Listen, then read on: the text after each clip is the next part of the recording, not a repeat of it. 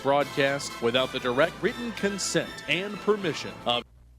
This broadcast is under the direction and is copywritten by Champion Sports Radio. Any rebroadcast, retransmission, or use of the audio stream, and any and all other use of the accounts of this broadcast without the direct written consent and permission of Champion Sports Radio is strictly prohibited. All rights are reserved by Champion Sports Radio and ChampionSportsRadio.com. This is a presentation of Champion Sports Radio, your home for championship broadcasts.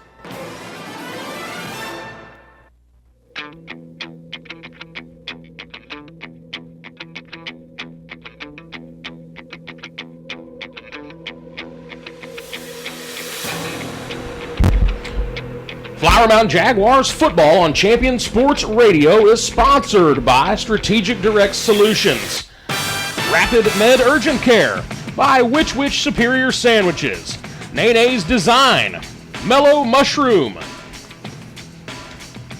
Point of Origin Design, and the Greater Dallas Youth Orchestra. Welcome to Flower Mound here in Flower Mound, Texas. Tonight, a pair of teams that combined for just one win in 2014. For one of those programs, 2015 has seen an immediate turnaround. For the other, the struggle to break the losing streak continues. Good evening and welcome to Neil E. Wilson Stadium on the campus of Flower Mound High School. I'm Eli Jordan, joined this evening by my broadcast partner, Cody Barfnick. Cody, Plano East had just one win in 2014. It was against these Flower Mound Jaguars.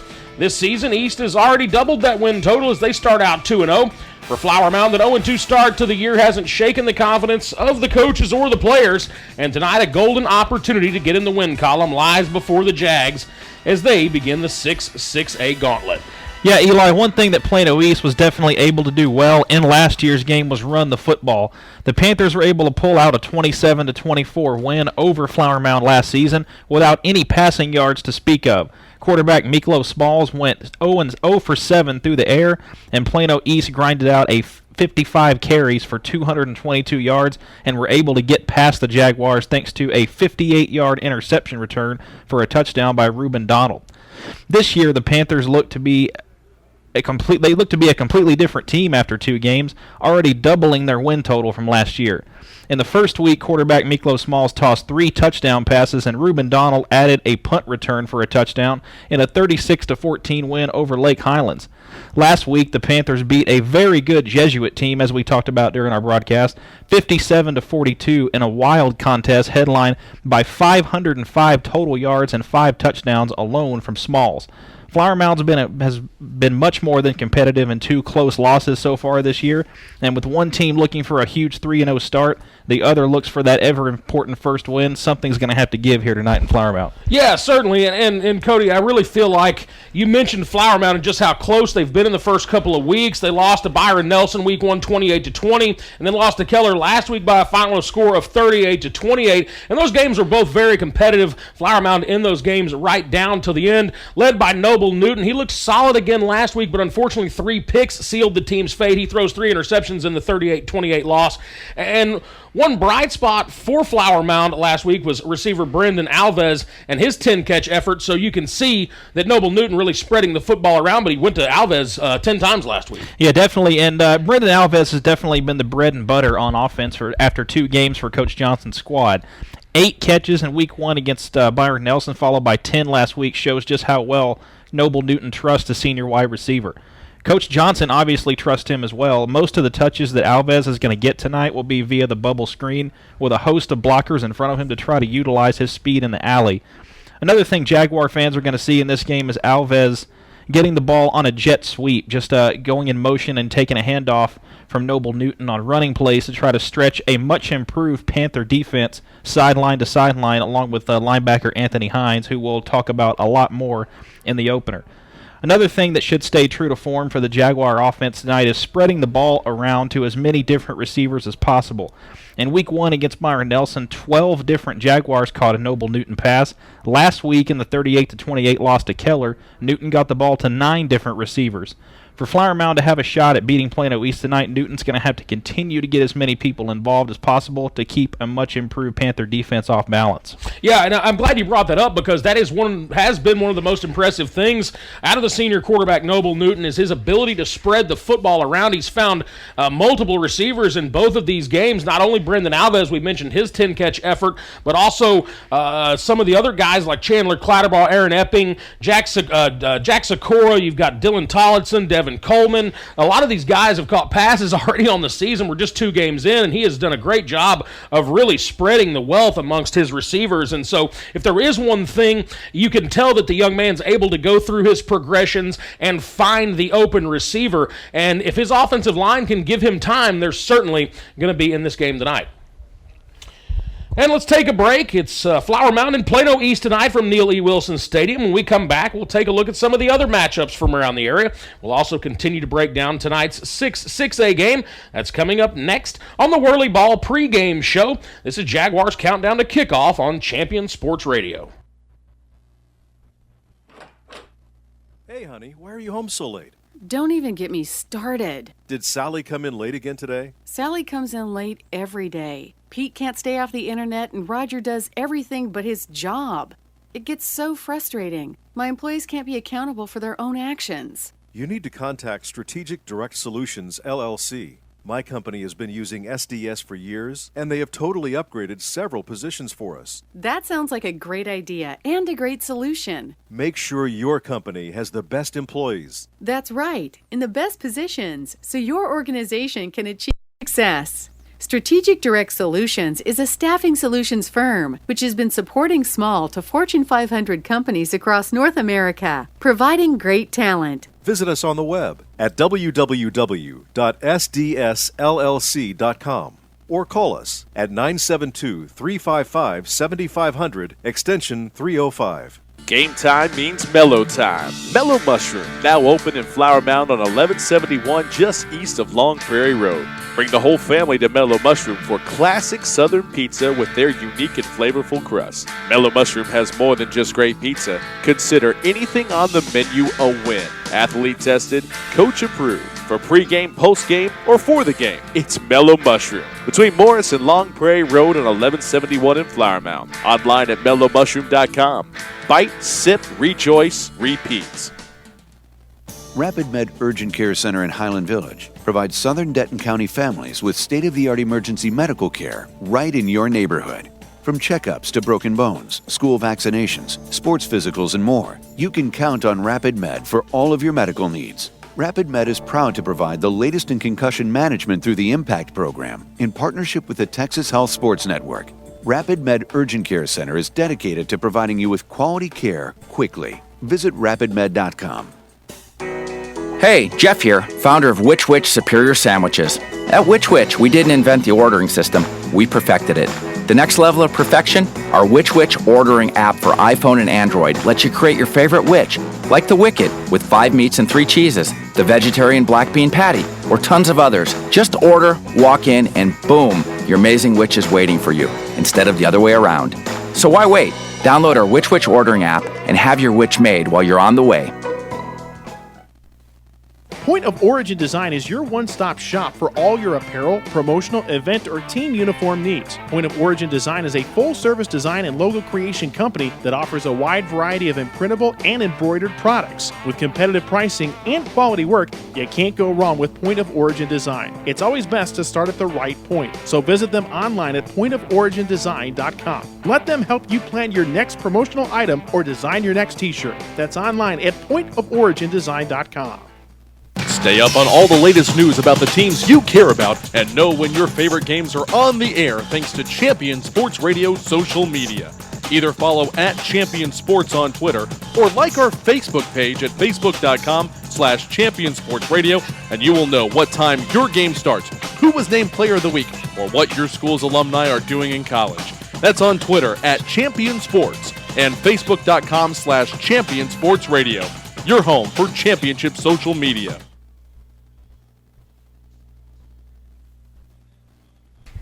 And welcome back to the Whirly Ball pregame show.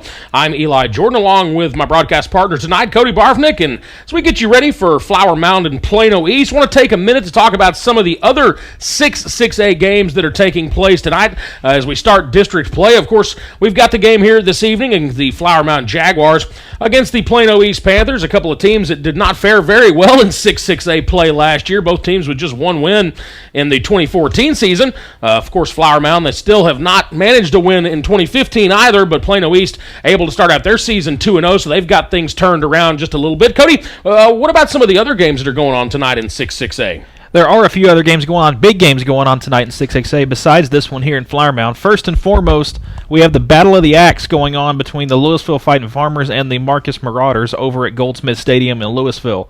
Louisville's not beaten their arch rival since 2006. That's a 9-year drought, and that's not been lost on Greg Miller's squad, and the Farmers are hungry to get back the coveted axe. They're gonna have their hands full and their work cut out for them if they want to do so, as Marcus starts 2015 2-0, coming off a big 42-17 win over the Arlington Colts last week.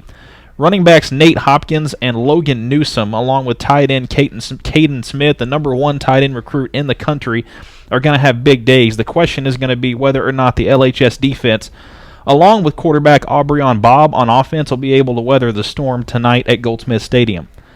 And also in District 6A action, you've got the state's top-ranked team, the Allen Eagles, beginning district play at Eagle Stadium against the McKinney-Boyd Broncos. Allen's winning streak is now up to an unbelievable 45 games after a big 56-20 win over Vieira, Florida last week. The Boyd Broncos are coming off a 34-14 loss to the Coppell Cowboys in their non-district finale. The big question here is who will get the nod for the Eagles at quarterback. In Week 1 against Denton Guyer, it was Mitchell Jonka who went off for 324 yards and 5 touchdown passes against Denton Guyer. Last week, it was transfer quarterback Seth Green who, not to be outdone, went for 263 yards and 3 touchdowns through the air and added 2 more scores on the ground. I remember, Eli, I saw a quote from Coach Westerberg in the news this past week, and he said he's just going to not necessarily alternate quarterbacks every week, but he's just going to see what the game plan gives him to decide the starter, and that's really a good problem to have if you're the Allen Eagles. Finally, we're going to take a break from District 6A as we head to Longhorn Stadium in Cedar Hill, where the defending state champion Cedar Hill Longhorns will take on the Dallas Skyline Raiders, who are fresh off a huge win over Arlington Martin last week, where their stalwart defense shined. Both teams are 2-0 to start the season, with Cedar Hill notching victories over South Oak Cliff and Arlington Bowie, while Skyline took down South Grand Prairie in Week 1 and the aforementioned Arlington Martin last week. Either team that wins that game tonight should stake their claim as a legitimate state title contender here in 2015. And one thing we also talked about off air is Cedar Hills looked a little bit flat to start the season. They did lose a lot of talent. They lost DeMarcus Lodge to, was it Ole Miss that he committed to, I believe? Mm-hmm, that's correct, yeah. And Aka Cedric Ware, who had a good game for USC the other night, yes. couple of touchdown runs. So it's going to be definitely a patchwork Cedar Hill offense taking on a very, very strong Skyline Raider defense. And it's just that's the kind of battle you want to see in Texas high school football. Yeah, and of course, Joey McGuire over there does a great job season in and season out putting together talent there at Cedar Hill. You also mentioned the McKinney-Boyd-Allen game that takes place tonight. We'll be keeping an eye on that one. McKinney-Boyd, of course, is the opponent for Flower Mound next week. They'll be up in McKinney. Flower Mound will to take on McKinney-Boyd, so we'll keep an eye on that one for you as well. And then we had one other game in 6A tonight as well. The Plano takes on Hebron. That game also a 7:30 kick. So 4 games in District 6A tonight. Flower Mound Marcus at Louisville, Plano at Hebron, McKinney-Boyd at Allen, and of course right here it is Flower Mound and Plano East. After the break, we'll go inside the numbers and see just how this Flower Mound Plano East matchup breaks down on paper. That's coming up next on the Whirly Ball pregame show right here on Champion Sports Radio. Nene's Design specializes in corporate apparel, decorating, and custom spirit wear apparel for schools. Nene specializes in graphic design, embroidery, screen printing, and rhinestones, just to name a few. They differentiate themselves with their consultative approach to apparel decoration. Contact Nene's today to see what you've been missing. Nene'sDesigns.com. That's Nene'sDesigns.com. Nene's Designs, your official spirit wear provider for all Flower Mound Jaguar football spirit wear. Rapid Med Urgent Care Center in Highland Village provides southern Denton County families with state-of-the-art emergency medical care right in your neighborhood. From checkups to broken bones, school vaccinations, sports physicals, and more, you can count on Rapid Med for all of your medical needs. Rapid Med is proud to provide the latest in concussion management through the IMPACT program in partnership with the Texas Health Sports Network. Rapid Med Urgent Care Center is dedicated to providing you with quality care quickly. Visit rapidmed.com. Hey, Jeff here, founder of Which Superior Sandwiches. At Which we didn't invent the ordering system, we perfected it. The next level of perfection, our Which ordering app for iPhone and Android lets you create your favorite Which, like the Wicked with 5 meats and 3 cheeses, the vegetarian black bean patty, or tons of others. Just order, walk in, and boom, your amazing Which is waiting for you, instead of the other way around. So why wait? Download our Which ordering app and have your Which made while you're on the way. Are you tired of only spending time as a family huddled around the TV? Would you like to enjoy some culture with your loved ones without breaking the bank? Then let me introduce you to the Greater Dallas Youth Orchestra. The GDYO provides music education and performance opportunities for musically talented youth, but this is no kids' concert.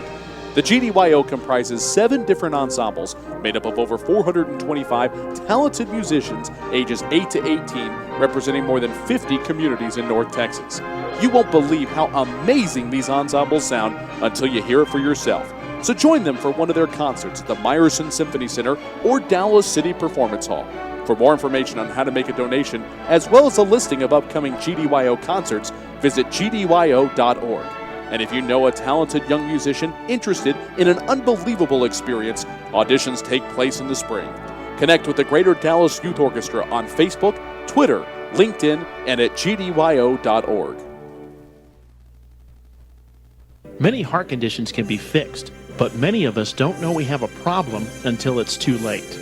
On April 2, 2009, Zachary Schraw, a 16-year-old sophomore offensive lineman, died of sudden cardiac arrest, the #1 cause of death among student athletes. Like so many SCA victims, Zach had no heart issues, nor did anyone in his family. If Zach had an echocardiogram, he might have been able to avoid suffering a condition that takes 10,000 of our youth each year.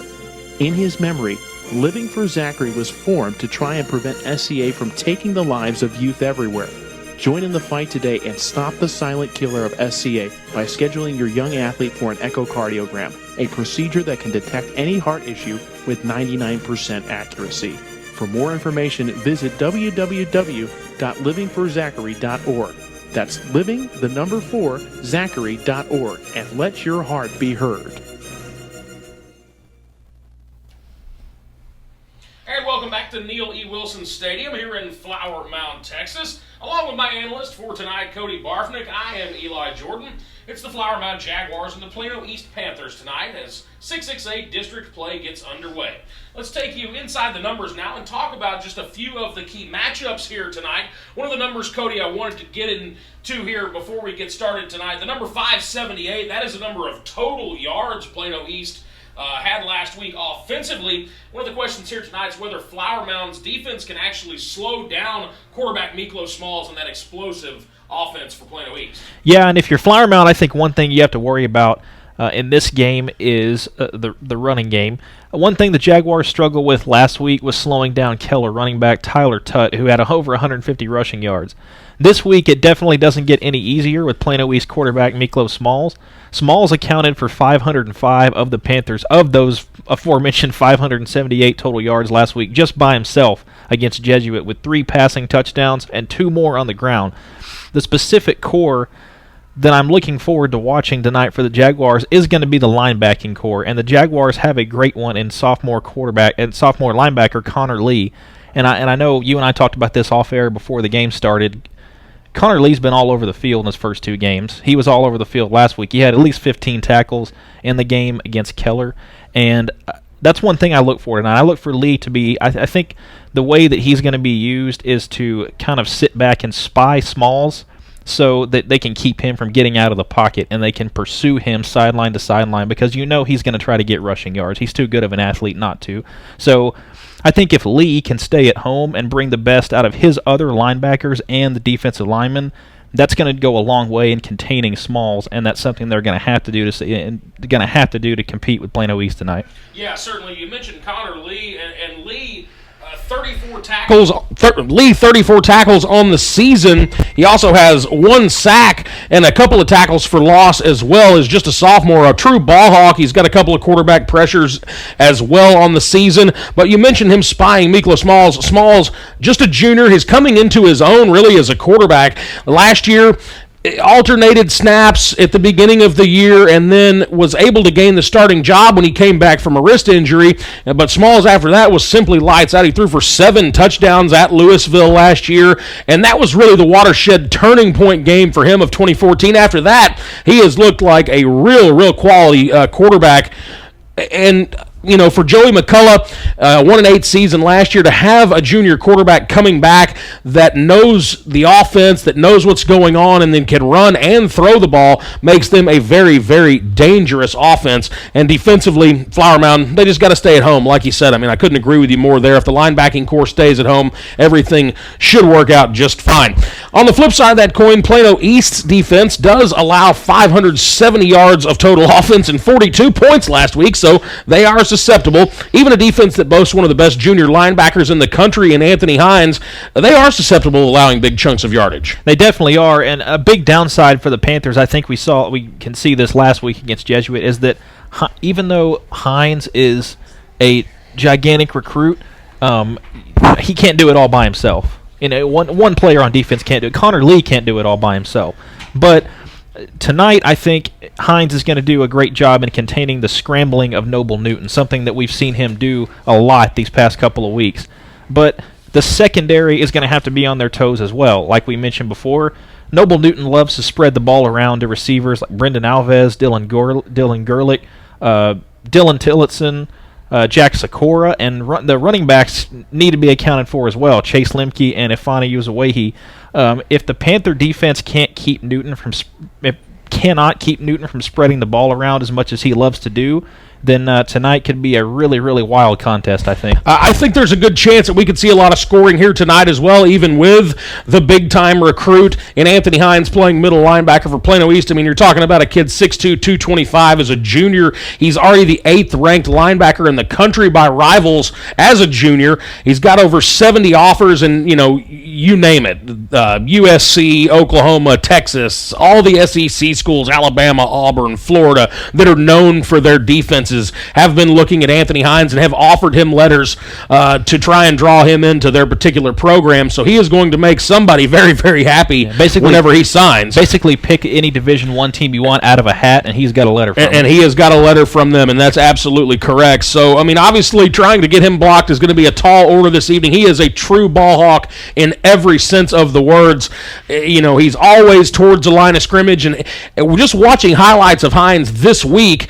He is able to predict snap counts almost as good as any junior linebacker I have ever seen. He seems to always be bursting through the line right as the ball is snapped, which is why it leads to so many tackles for loss, so many sacks for Anthony Hines. So obviously a big-time issue they're trying to get him blocked, but hopefully Flower Mound's offense is up to the task. And for Flower Mound, one thing we need to talk about real quick before we get to this last break and get you the starting lineups is Noble Newton and just how he's looked in the first 2 weeks of the year. I know we've mentioned that he's spread the ball around. He's used 14 different receivers in just 2 weeks, but the 3 turnovers last week, he does throw 3 picks, and that was it was the difference in the game, unfortunately. So hopefully he can rebound from that this week. What does he need to do as he tries to develop as a quarterback?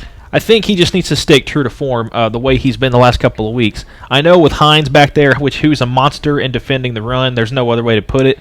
Scrambling is going to be a lot harder this week than it was the last 2 weeks. However, I think he'll have to spread the ball around as much as possible if they want to effectively move the football. Hines is a monster defending the running game. The best strategy for Flower Mound's offense is to keep spreading the ball around and go back to their bread and butter. One thing that Jesuit did well against Plano East last week was throw the football. They ran the football pretty well also, judging from 42 points and 570 yards. But I think Flower Mound getting as many receivers involved, most notably Alves and Dylan Gerlich, I think they're going to get as many touches as they did last week, and Flower Mound's going to be able to put up a good fight. Absolutely. All right, Cody, we're about 5 minutes away from the kickoff in this one. Coming up on the Whirly Ball pregame show, we'll get you the starting lineups and have the kickoff. That's coming up next on Champion Sports Radio. Nene's Design specializes in corporate apparel, decorating, and custom spirit wear apparel for schools. Nene specializes in graphic design, embroidery, screen printing, and rhinestones, just to name a few. They differentiate themselves with their consultative approach to apparel decoration. Contact Nene's today to see what you've been missing. Nene'sDesigns.com. That's Nenees Designs.com. Nene's Designs, your official spirit wear provider for all Flower Mound Jaguar football spirit wear. Hey, honey, why are you home so late? Don't even get me started. Did Sally come in late again today? Sally comes in late every day. Pete can't stay off the internet, and Roger does everything but his job. It gets so frustrating. My employees can't be accountable for their own actions. You need to contact Strategic Direct Solutions, LLC. My company has been using SDS for years, and they have totally upgraded several positions for us. That sounds like a great idea and a great solution. Make sure your company has the best employees. That's right, in the best positions, so your organization can achieve success. Strategic Direct Solutions is a staffing solutions firm which has been supporting small to Fortune 500 companies across North America, providing great talent. Visit us on the web at www.sdsllc.com or call us at 972-355-7500 extension 305. Game time means mellow time. Mellow Mushroom, now open in Flower Mound on 1171 just east of Long Prairie Road. Bring the whole family to Mellow Mushroom for classic Southern pizza with their unique and flavorful crust. Mellow Mushroom has more than just great pizza. Consider anything on the menu a win. Athlete tested, coach approved. For pregame, postgame, or for the game, it's Mellow Mushroom. Between Morris and Long Prairie Road on 1171 in Flower Mound. Online at mellowmushroom.com. Bite, sip, rejoice, repeats. There's a time and a place for everything. As you'll see, projections for the next quarter are... He shoots, he scores! 2 points for team middle management. The office is not one of them. Jack, can I see you in my office? No pouting, it's your ball. Let's see what you got. But Whirly Ball is. For corporate events, team building, and private parties, Whirly Ball in Hearst and Plano is electric fun. Test your skills on the arcade games. Zip around in your Whirly Bug for a Whirly Ball competition. Or play the most affordable laser tag in the city. Learn more at whirlyball.info. Writer Gerald Early said that when they study our civilization 2,000 years from now, there will only be 3 things that Americans will be known for: the Constitution, baseball, and jazz music. GDYO's Jazz Institute provides young musicians in North Texas the opportunity to learn what it means to be a jazz musician through weekly technique classes and combo rehearsals with professional jazz musicians. From the first note to the final round of applause, GDYO Jazz Institute concerts will amaze and delight both hardcore jazz cats and new fans alike. Learn more about the truly original American art form through the GDYO Jazz Institute. Online at gdyo.org/jazz.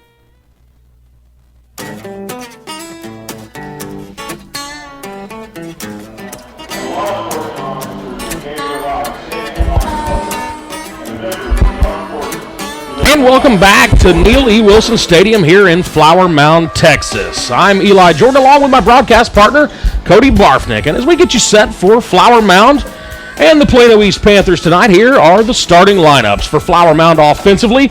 Their coordinator is Scott Granum. The left tackle is Duke Carrillo. The left guard is Ty Neighbors. Malin Smith is the center. The right guard is Blake Watson. The right tackle, Carter Severson. The wide receivers are Jack Sikora, Brendan Alves, Dylan Tollickson, and Dylan Gorlich. We'll also see some Chandler Clatterball in at wide receiver as well for Flower Mound. The running back is Ifani Uzawehi, and the quarterback is senior Noble Newton. For Plano East, defensively, their coordinator is John LeBeau. The defensive end is Deion Davis. The other defensive end, Grayson Diepenbrock. The nose tackle is Bryson Royal. The linebacking core consists of Michael McNair, Christian Buchanan, and the aforementioned Anthony Hines III, who is one of the top junior linebackers in the entire country. The corners are Jansen Williams and Jordan Williams, and the safeties are Reuben Donald, Zadok Wilson, and Quan Beasley. For Plano East, offensively, their coordinator is Brad Bailey. The left tackle, Casey Verhulst. The left guard is Cole Moore. The center is Dane Cordell. The right guard is Vincent Pham. The right tackle is Jordan Lecomte. The tight end, Carson Young, goes along with wide receivers Adi Omotosho, Tim Wilson, and Zadok Wilson. Desmond Bowden will get the start at running back, and the quarterback is junior Miklo Smalls. Flower Mound defensively, their defensive coordinator is Sam Harrison. Hayden Brewer, Darrell Rutherford, and Eric Curl make up the defensive line. The outside linebackers are Zach Robertson, Colton Pennington. The inside linebackers, senior Robert Darnell and sophomore Connor Lee. The corners tonight will be Devin Coleman and Anthony Smith, and the rover, Chandler Clatterball. He has multiple Division I offers, including Army, Navy, and Air Force, and the free safety is Freddie Jackson.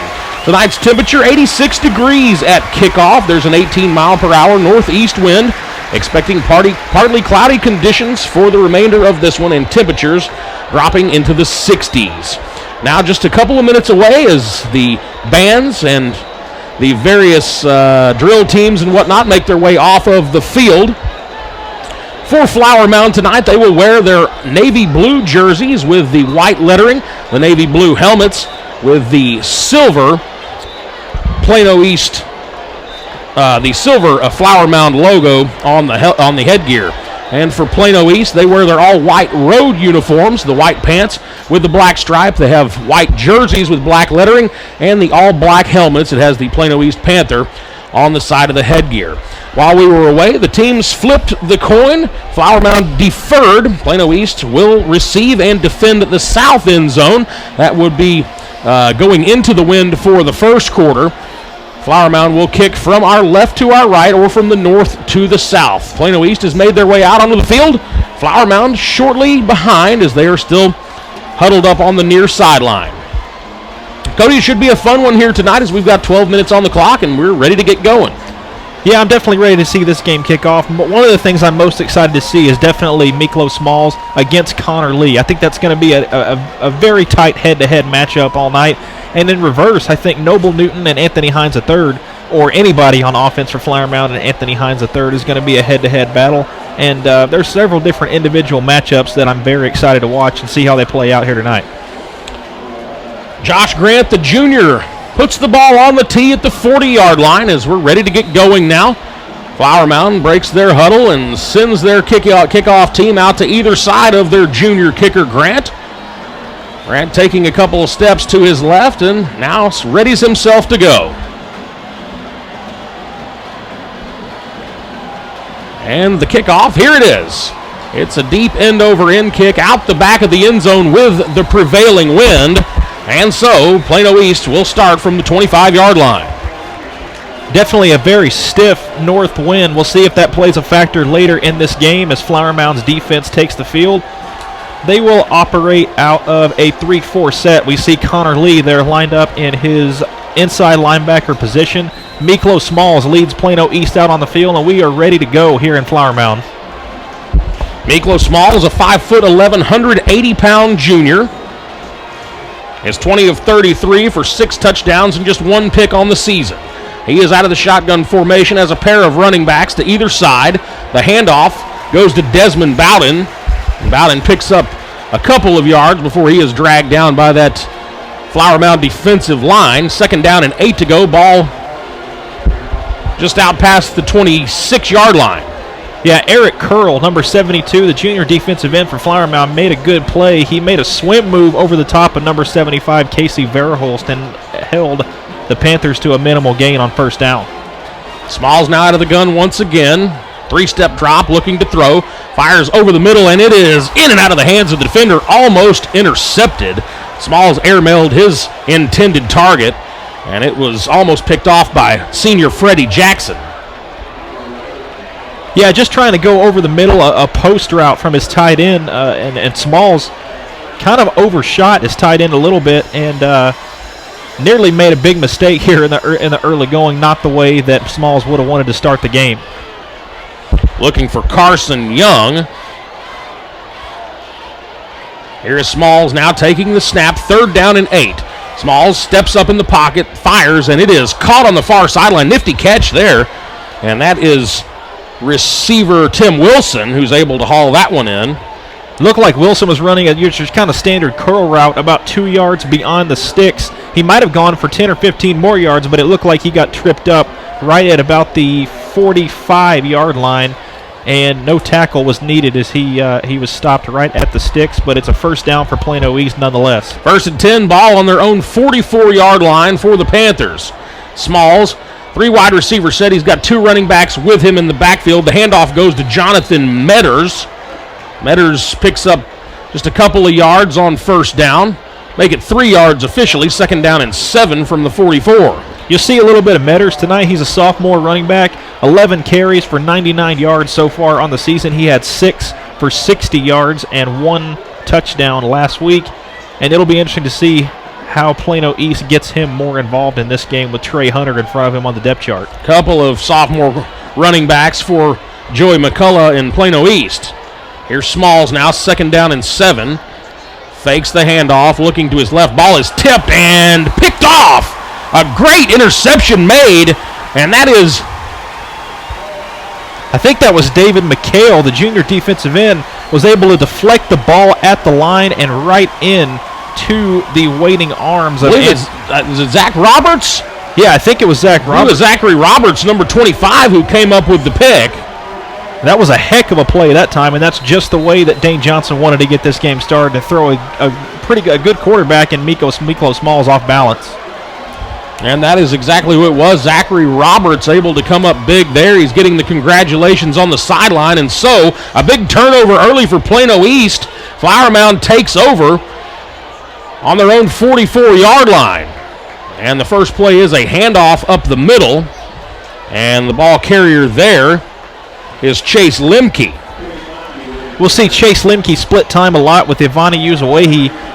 Uzawahi got the start last week. Lemke gets the start this week, and now we see Flower Mound operate out of an empty backfield with 5 wide receivers. Lemke, the thumper of the two, 6'3", 230. Empty backfield. Here's Newton. Fires. In and out of the hands of the intended receiver. Trying to hook up with Dylan Tillotson there, and Tillotson could not haul it in. The pass just a little bit upstairs. And now we see number 1. That would be the back.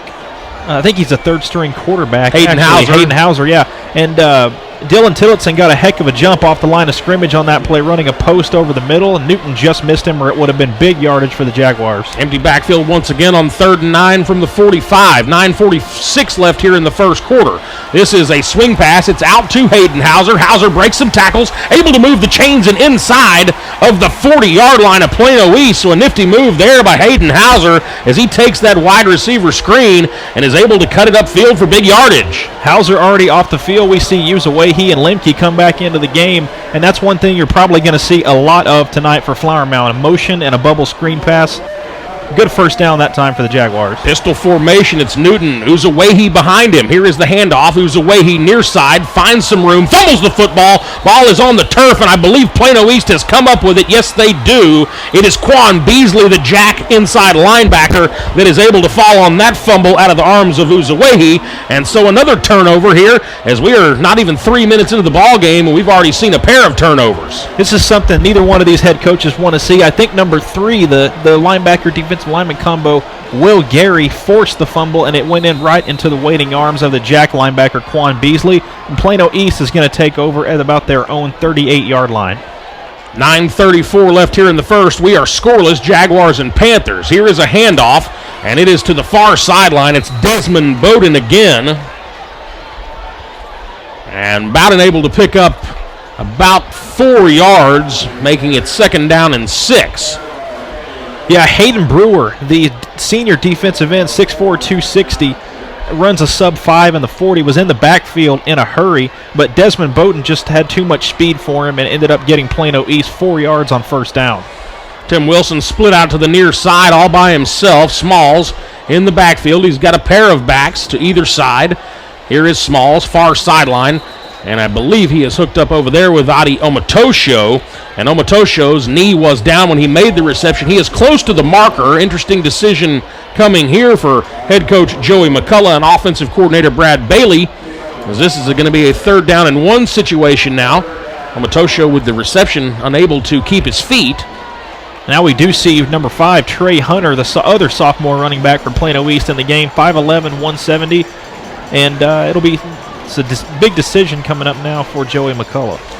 Here is the handoff. It goes to Bowden again. Bowden able to move the chains. He picks up the first down by about 3 yards out near midfield, officially marked down at the 47.5. Just a little bit of a stretch play that Flower Mound could not get Connor Lee. He's lined up on the back side, to the weak side at the moment, and he couldn't quite get to the far side to keep Hunter from picking up first down yardage. And now on the very bottom, you see... That's Tim Wilson lined up to the near side. We're under 8 minutes to play here, scoreless. Smalls out of the gun. Handoff near side. He's got Hunter. Hunter trying to find some room. Gets to the outside, able to make a move. A flag is down at the 49-yard line. Hunter spins his way all the way down to the 40. We will see what the linen is about. I think they're going to get number 75. That is Casey Verholz for holding. That seems like the indication. It is holding against Plano East. So holding is the call. That will negate the run from sophomore running back Trey Hunter. The ball now moved back into Plano East territory, officially marked at the 47-yard line. That's not something you want to see if you're a Panthers fan either. You've got good momentum on the drive. You picked up good yardage on first and second down, and to get backed up for holding to make it 1st and 15 is a little bit of a momentum killer, but we'll see how they respond. Tim Wilson, Zadok Wilson, and Adi Omatosho were the 3 wide receivers for Plano East. Miklos Smalls huddling up his troops. He's got Trey Hunter in the backfield with him, along with fellow sophomore Jonathan Metters. Smalls, here's the snap. Here's the handoff. It goes to Metters. Metters able to find some room, and he is popped hard in the defensive backfield. Freddie Jackson came up and stuck him, but not before Metters could pick up about 12 yards. Yeah, Metter got 12 yards. He made a little bit of a stutter step to the inside to fake a little bit of a dive handoff, but he went back to the outside on a counter play. And I think Hayden Brewer, the defensive end for Flower Mound, was a little bit fooled, and it allowed Metters to break free and pick up about 12 yards. 2nd down and 5 now. Ball on the 47-yard line of Flower Mound. Here's Smalls taking the snap, wants to throw. Has Tim Wilson to the near side. Wilson inside the 40, inside the 30, down to the 23-yard line. Wilson just goes right up the seam after he makes the catch and is able to not only move the chains, but now Plano East is in business as they are getting close to red zone territory. Yeah, Devin Coleman, the senior corner, he was giving him a very large cushion down here on the near side of the field. Miklos Smalls saw that, took advantage of it, and was able to pick up big yardage to get another first down for the Panthers.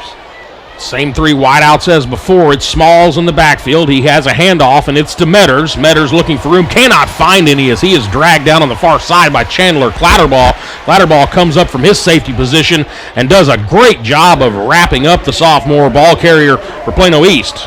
Yeah, Audio Matosho, the senior wide receiver on the far side of the field, was trying to hold a block on Clatterball. Clatterball did a very good job of whipping his block and was able to stand up Metters in the backfield. And now I believe Metters will stay, or Desmond Bowden will stay into the game, but it'll be 2nd down and 10 after no gain on first down from Plano East. Under 6 to play. We are scoreless. Jaguars and Panthers, 2nd and 10, ball on the 23-yard line of Plano East. Here is Miklos Smalls. It's a design quarterback keeper. He picks up 4 yards, and that will bring up a 3rd down and call it about 5.5 or 6. I believe that was number 45, Robert Darnell, the senior inside linebacker for Flower Mound. Did a great job of getting from near side to far side to make a tackle on Smalls. One thing I've noticed that Plano East is doing so far, Eli, is they're doing a good job of disguising Smalls in the backfield. They've got 2 running backs next to him. They send another one in motion on that play to really disguise a quarterback run and try to fool those linebackers from Flower Mound. 3rd down 6. Here is Smalls. He's got 3 wide receivers. He's got Metters and Hunter in the backfield with him. Here is Smalls. Takes the snap. Looking. Able to avoid the pass rush. Fires for Adi Omatosho, and it is right through Omatosho's hands. Probably should have been hauled in for a touchdown, but Omatosho, it just had a little too much pepper on it for him, and it squeezes right through the gloves of the senior wideout. And we're going to see a big-time decision here. I believe Joey McCullough is going to go for it here on 4th and 6. Connor Lee got a great jump on the ball and was in Miklos Smalls' face as he was attempting to throw. It seems like Smalls released the ball earlier than he wanted to, and it was just too tall for Omatosho in the end zone. Plano East now taking their time, under 10 on the play clock. As they finally break the huddle, it's Smalls once again. Look out for Tim Wilson on the near side. He is a big target, and a timeout is called by Plano East as there was no time left on the play clock to get that one off. We will take a quick timeout as well. We'll come back. You're listening to Flower Mound Jaguars football on Champion Sports Radio. The Centers for Disease Control and Prevention estimates that nearly 4 million brain injuries occur every year due to sports in the U.S. They also estimate that 70% of concussions go unreported. Not identifying concussions early can be devastating, especially if the athlete continues to play with symptoms. Catching hard hits fast is critical, and that's why you need the Shockbox Helmet Impact Sensor. The Shockbox is a small sensor that easily attaches to most football, lacrosse, and hockey helmets and instantly sends a signal to a smartphone on the sidelines when the player has taken a hard hit that puts them at higher risk for injury. The free app receives data from the sensor, displays information about the impact, and even walks the user through a concussion assessment. The app also logs symptom and impact data for future medical use. Visit ShotboxDFW.com to learn more about the Shockbox Impact Alert Sensor and determine if it is the right... Welcome back now. 4th down and 6, 5:03 to play. The Jaguars and the Panthers are scoreless here in Flower Mound. Here is Miklo Smalls out of the shotgun. He throws over the middle, has Tim Wilson, and Wilson able to make the catch. What a spectacular grab by Tim Wilson. And now we're going to get a late flag, as I believe Wilson might have been doing a little jawing after he made that spectacular play. But Wilson juggles the ball 2 or 3 times up in the air, is able to come down with it, and it is a 6-0 Plano East lead. That was a heck of a play, even a better throw by Miklo Smalls. Devin Coleman was all over Wilson, and you know, he was just running a little bit of a post route. Coleman continues to give him a big-time cushion on the near side of the field. Miklo Smalls exploited that, but just a heck of a catch that time by Wilson, and it's 6-0 for the moment, Plano East. And we've got a little swinging gate action going here from Plano East. And now the majority of the linemen will now shift back over to their standard positions. And we will see exactly what goes down here, as it doesn't look like they intend to try and kick here.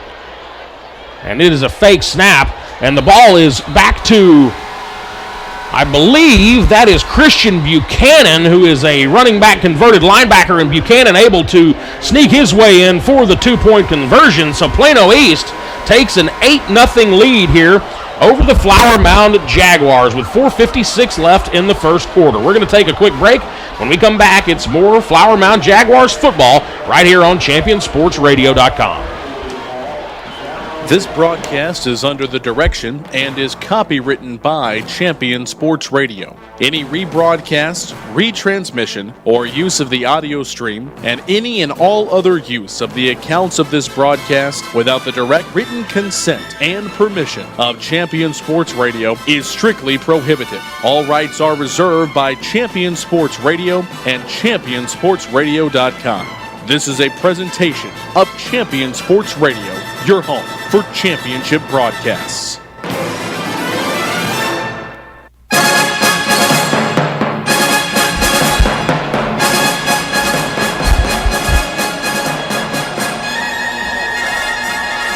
The Plano East Panthers take an 8-0 lead over the Flower Mound Jaguars with 4:56 left here in the first quarter. I am Eli Jordan, along with my broadcast partner for tonight, Cody Barfnick. And Cody, an outstanding play for Miklo Smalls to hook up with his senior wide receiver, Tim Wilson.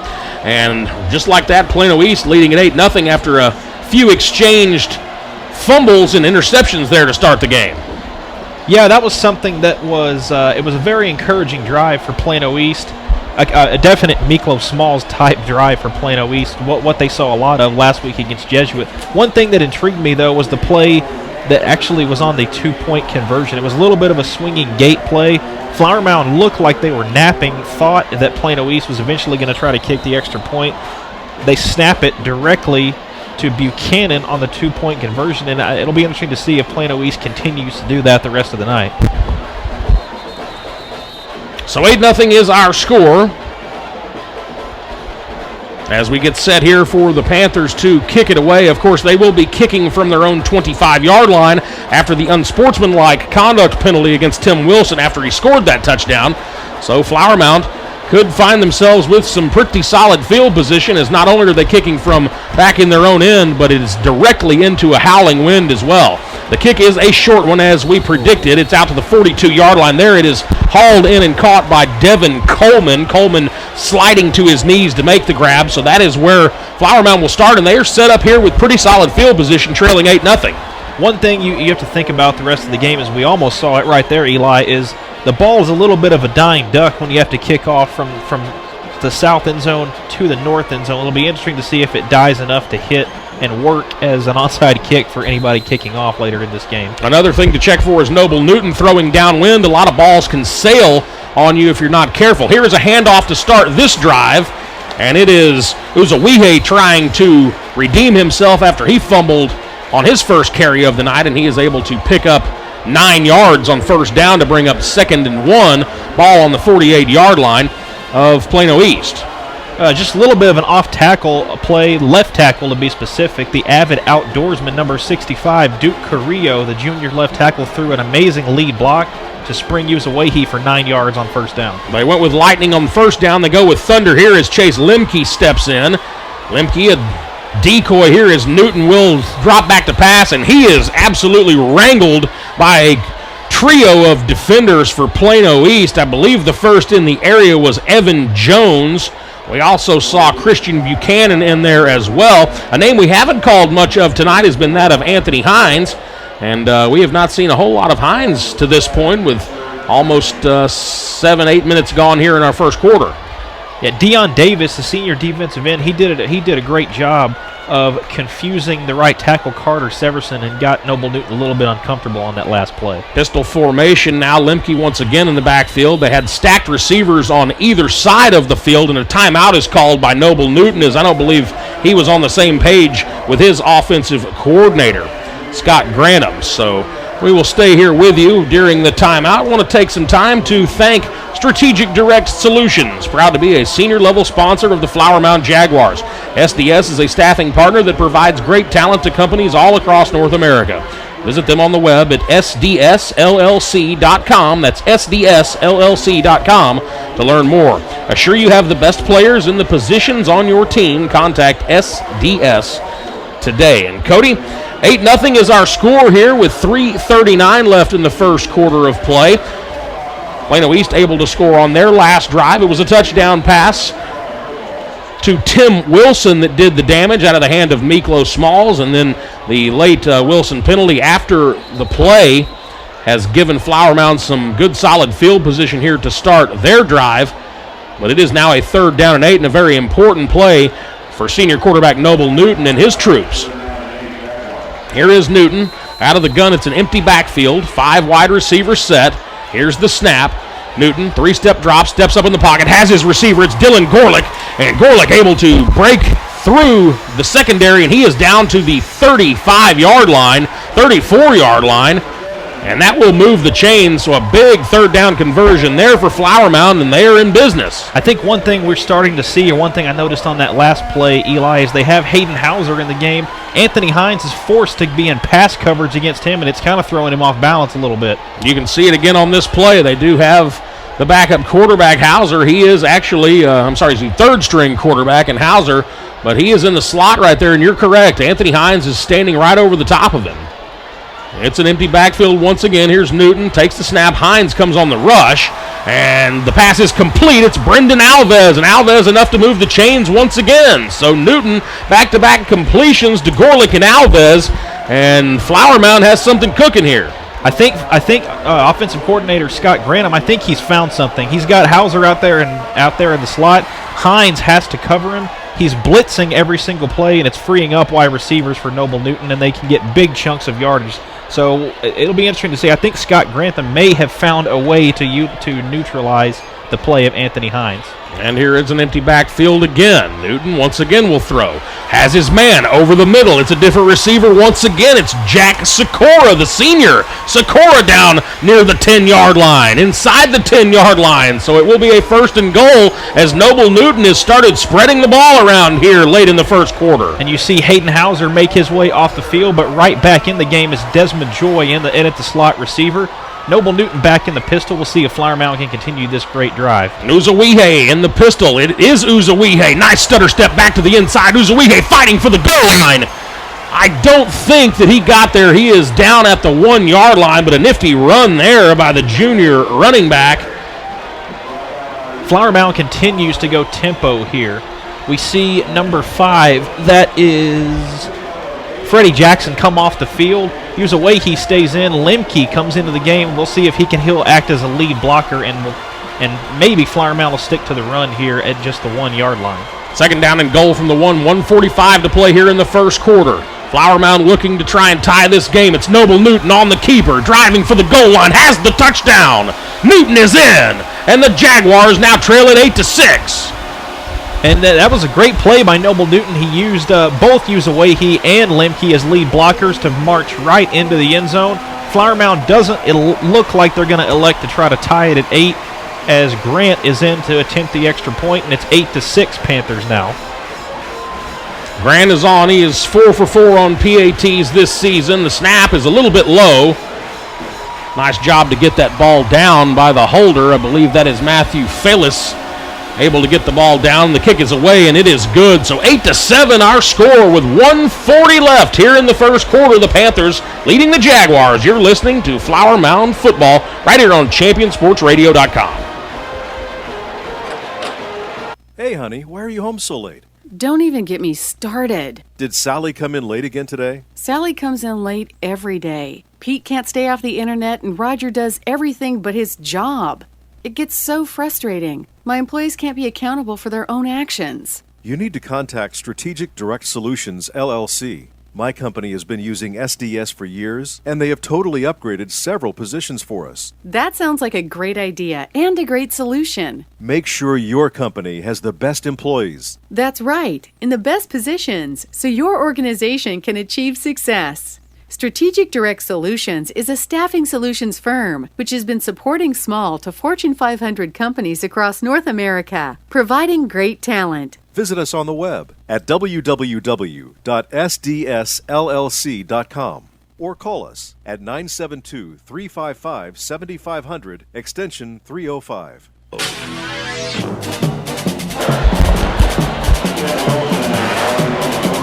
And welcome back to Neil E. Wilson Stadium here on the campus of Flower Mound High School. We got ourselves a good one with just a minute 40 left to play here in the first quarter. It's the Plano East Panthers 8 and the Flower Mound Jaguars 7. I'm Eli Jordan along with Cody Barfnick, and set to kick it away is Josh Grant, the junior kicker. Once again kicking downwind. This one is well out the back of the end zone, so no return attempt for Plano East there. Tim Wilson will just have to head on back over to his sideline, and the Panthers will start up this drive at the 25-yard line. Yeah, it'll be interesting to see how Miklo Smalls responds here. They march right down the field using a gaggle of different running backs as well as Smalls himself running the football. And I think we're going to see Sam Harrison get Connor Lee a little bit more involved to stop Smalls. But nonetheless, Plano East's offense has a lot of momentum going into this drive. I think one of the words that could be used is very balanced to this point. Definitely. Here's Smalls. He will hand off. And to the near side, that's the running back, Jonathan Metters. Metters into the secondary. He's past the 50-yard line. 45, still driving his feet, getting some help from Tim Wilson, who shoves him from behind all the way down to the Flower Mound 40. And so just like that, Plano East is gashing up this Jaguars defense for some big chunks. Plano East's offensive line imposing their will on that play. Just a simple dive play between the center and the right guard for Jonathan Metters, and he picks up, it has to be close to 40 yards on first down, and Plano East is in business yet again. First down and 10. Ball in the Flower Mound 41. Here's Trey Hunter. Trey Hunter breaks a tackle in the backfield. Able to get a couple of yards, but once again, that was sophomore Connor Lee who was wreaking havoc. Lee just could not wrap up, but definitely slowed the progress of Hunter and was able to hold him to just a couple of yards. Already 34 tackles. That's unbelievable for Connor Lee in just 2 games. He came from the far side, from the near side of the field, all the way to the back side to run down Trey Hunter and was able to get first contact on him on that play. He was looking for his 3rd tackle for loss of the season. Here is Miklo Smalls now on the quarterback keeper. Tries to spin away from Chandler Clatterball, but Clatterball, the grizzled veteran, able to sling down Smalls, one of the more sure tacklers on this Flower Mound defense would not let Smalls get away from him. We'll see how Smalls goes with the Plano East offense here on 3rd down and 7. A little bit of an awkward down and distance in this area of the field. Clatterball made a great play on Smalls, and those linebackers and secondary for Flower Mound starting to get used to the style of play of Miklo Smalls and starting to hunker down a little bit to stop the run. 3-second difference between the play clock and the game clock. Just 6 left here in the first quarter, and I believe Plano East is going to let it go to the half so they can have the win for the remainder of this drive. That is exactly what they will do. We have reached the end of one. It is the Plano East Panthers 8 and the Flower Mound Jaguars 7. We'll be back for second quarter coverage. You're listening to Flower Mound Jaguars football right here on Champion Sports Radio. Rapid Med Urgent Care Center in Highland Village provides Southern Denton County families with state-of-the-art emergency medical care right in your neighborhood. From checkups to broken bones, school vaccinations, sports physicals, and more, you can count on Rapid Med for all of your medical needs. Rapid Med is proud to provide the latest in concussion management through the IMPACT program in partnership with the Texas Health Sports Network. Rapid Med Urgent Care Center is dedicated to providing you with quality care quickly. Visit rapidmed.com.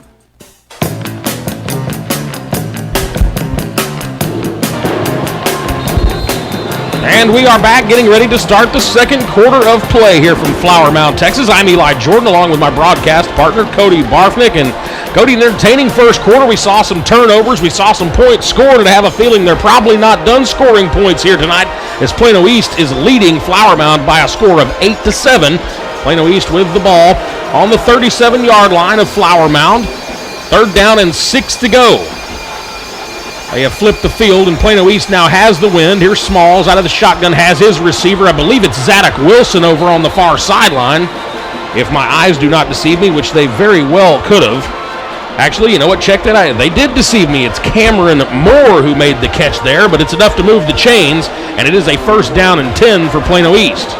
Smalls made a very accurate throw with a little bit of zip on it. Started to sail on him a little bit with the wind at his back. Devin Coleman continues to give receivers huge cushions on the far side of the field. Here's Smalls once again. This is a fake handoff and quarterback keeper. Smalls looking for the near side, picks up a block, able to turn the corner, rolls his way inside the 10-yard line down to about the 6.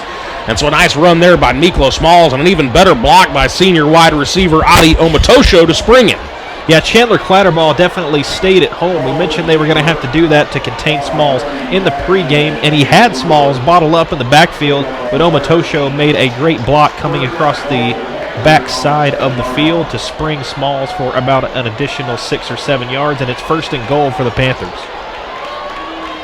Ball at the 7-yard line. 11:24 left here in the second quarter of play, and a flag is down as you can hear the whistles there on our field mics, and it is a false start for Plano East. So Plano East going backwards after the nice play on 1st down, and so this will make it a 1st down and goal from the 12.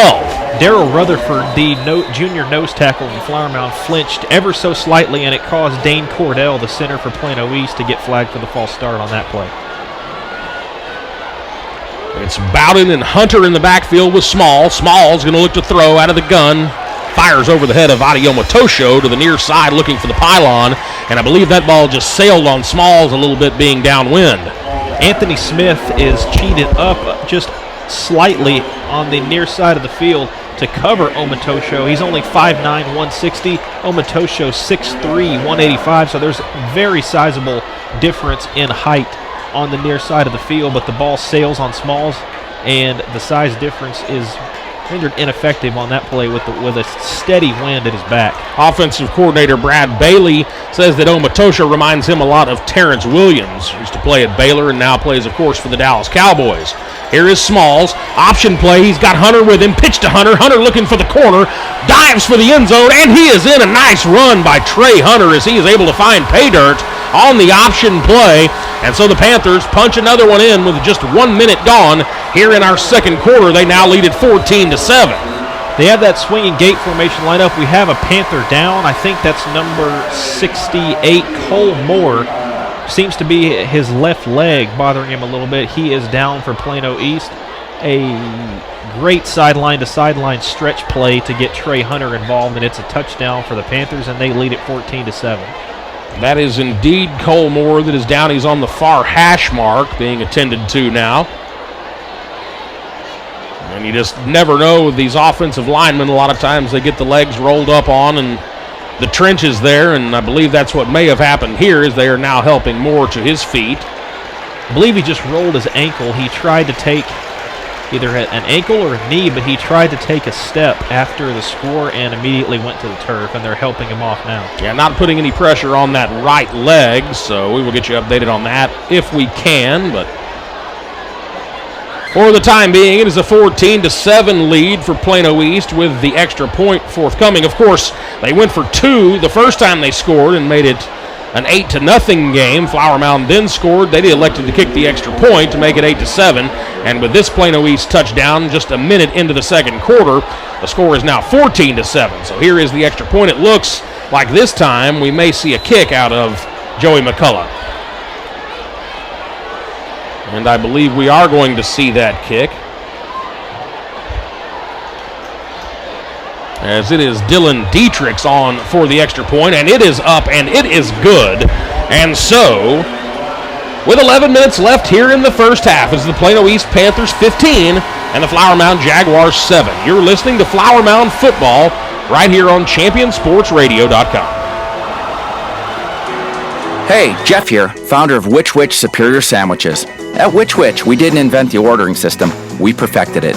The next level of perfection, our Which ordering app for iPhone and Android lets you create your favorite Which, like the Wicked with 5 meats and 3 cheeses, the vegetarian black bean patty, or tons of others. Just order, walk in, and boom, your amazing Which is waiting for you, instead of the other way around. So why wait?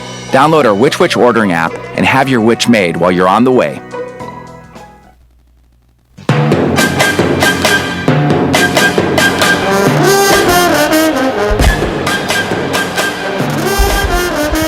Welcome back to Champion Sports Radio coverage of Flower Mound Jaguars football, live here tonight under the beautiful Texas skies. I am Eli Jordan, along with my broadcast partner, Cody Barfnick, and 11 minutes left here in our first half of play from a very, very crowded stadium here tonight. And it is a 15-7 lead, Plano East taking the advantage after they just score on a nifty run from Trey Hunter. And so they lead it 15-7 as Dylan Dietrichs gets ready to kick it away downwind this time for Plano East. Dietrichs puts the boot to it. It is a high kick. I think this one could be returnable, and it was going to be returnable until the return man dropped it. It was Devin Coleman, who was about a yard deep, and you could tell Coleman, his eyes got pretty big with the proposition that he might be able to bring that one out, and he just couldn't quite handle it, so he has to take a knee in the end zone, and so Flower Mound will take over starting at the 25.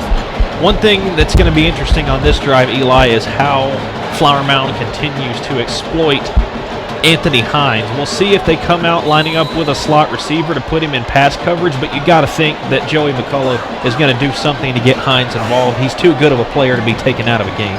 No doubt, 28 tackles on the season coming into tonight, including a pair of sacks for the 6'2", 225-pound junior, wearing the number 19, and he is blocked on this play as he's coming from behind, unable to make the tackle, but the tackle finally made as that was, I believe it was Jack Sikora. Yeah, Jack Sikora on the reception, and that is enough to move the chains. So a first down and 10 now is just right away the Jaguars are moving the football. That bubble screen is working for Flower Mound so far today. They've got Alves, they've got Jack Sikora, they've got Dylan Tillotson, all with bubble screen catches so far tonight. The up-tempo offense also working. Here is a throw out of the near sideline. It is Alves, and he is close to yet another first down, maybe a yard short or right at the sticks. We will see. I believe they're going to move the chains, so another first down, and Noble Newton has been operating at a surgical rate here at the end of the first quarter and then to start the second quarter. Yeah, another bubble screen, that time to Alves. They've got an underneath receiver running a go route, taking the corner off of him. We've seen an empty backfield for some time, and this time they choose to run out of the empty backfield, and they've got Chase Lemke in there as a lead blocker and move the chains once again as Newton's keeper is good for 12. You see fresh legs coming in for Flower Mound. Number 3, Desmond Joy. Number 5, Freddie Jackson. And number 9, that is Aaron Epping coming into the game on the far side. at wide receiver. Fresh legs for Flower Mound. Lemke stays in at running back behind Noble Newton. 10 minutes left here in the second quarter. Panthers leading the Jaguars 15-7. First down and 10. Here is Lemke. Lemke able to pick up 3.5 yards there on first down. And Michael McNair, the senior strong side linebacker, 4 tackles last week. He was all over that play from the start. Got Lemke about 3 yards on first down as we see Hayden Hauser coming back into the game for the Jaguars to line up in that slot receiver position. Lemke also coming off. Uzuehi back in at the running back position, although they've got him as more of a slot back in this particular set. Second down and 7. Here is a pass to the near side, and that is caught by Hauser. Hauser able to turn upfield, and Hauser's able to get another first down. And so Hayden Hauser has been big tonight as Noble Newton continues to share the wealth amongst his receivers. Move the chains again, first down and 10, and the Jaguars have something cooking here. They are down to the 28-yard line of the Panthers with 9:15 left here in the second quarter. And Newton's got his foot on the gas right here. He's got every receiver involved, and we've got Uzuehi back in the game. Pistol formation. Fake the handoff to Uzuehi. Noble Newton throws over the middle, over his receiver, and intercepted. That ball is picked off, and it's Quan Beasley. Beasley's got some blockers. He's back out to the 25-yard line. Newton had some pressure in his face and just simply overthrew everybody but Quan Beasley, the Jack linebacker for the Plano East defense. Yeah, I believe Jordan Williams actually jumped up to tip the ball into the hands of Quan Beasley. That's just an absolute killer for Flower Mound. They were on a drive, and a turnover right there kills whatever momentum you may have. And my eyes may deceive me, but I believe that was Michael McNair once again in the face of Noble Newton, caused him to try to force the ball downfield. And Plano East will take over first down at about their own 27-yard line. 8:56 left here in the first half. Plano East leading Flower Mound 15-7. First down and 10. Here is handoff near side to Metters. Metters able to fight his way for 2 yards on first down. And he actually picked up about 4.5 yards officially. Was able to fall forward for an additional couple. Got a little help from his offensive lineman from behind as well. That was Eric Curl, number 72, the junior defensive end. 4 tackles last week. He's in on the tackle right there. And Plano East's offensive line doing a very good job at pushing runners after first contact. Should have had about 1 yard, if anything, but got 4 instead on first down. Second down and 6. Ball on the 33. Here is a keeper from Miklo Smalls. He lowers his head. A flag is down. We will get the call, but Smalls not able to pick up much, maybe a half yard at most. Smalls got popped right in the mouth by Connor Lee right there, the sophomore linebacker.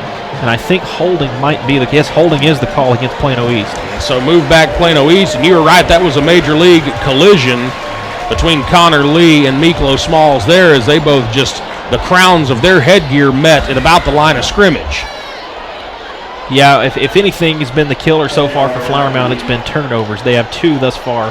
And if anything has been the killer for Plano East, it has been penalties, as we've seen 3 or 4 holding calls and a false start so far for the Panthers. So second down and 15 now. Clock moving, 8:05 left here in the first half of play. Panthers 15, Jaguars 7. Here is Smalls looking to the near side. He's found his running back Desmond Bowden out of the backfield. And now we have flags everywhere. And we will get the call. They're going to get Audio Omotosho for another holding call or a block in the back, but it's going to go against Plano East again, and Omotosho's not happy. And yep, you're right about the block in the back. Omotosho came blowing in there and could not get his hat around to the front side of his defender. It's going to back the Panthers up again, and that's not something you want to see. I know they have they have momentum going with the big play Plano East does, especially running the ball, but if you get in too big of a hole here at 2nd and 15, it's going to be tough to move the chains again. And remember, here in this second quarter, Plano East does have the wind, so you hate to not capitalize on these opportunities whenever you have the wind with your back, as they do right now. Second down and 17 now. Ball back on their own 20-yard line. Here is Smalls out of the gun. He's got 4 wide receivers. Fakes the handoff, 3-step drop, all kinds of time. Rolling to his left, now sets, fires, has his man. It's Tim Wilson deep up near midfield. And Tim Wilson officially spotted down at the 46-yard line on the far side. And so Miklo Smalls, with all kinds of time to survey the field, eventually comes up with his 6'4", 480-pound receiver, Tim Wilson.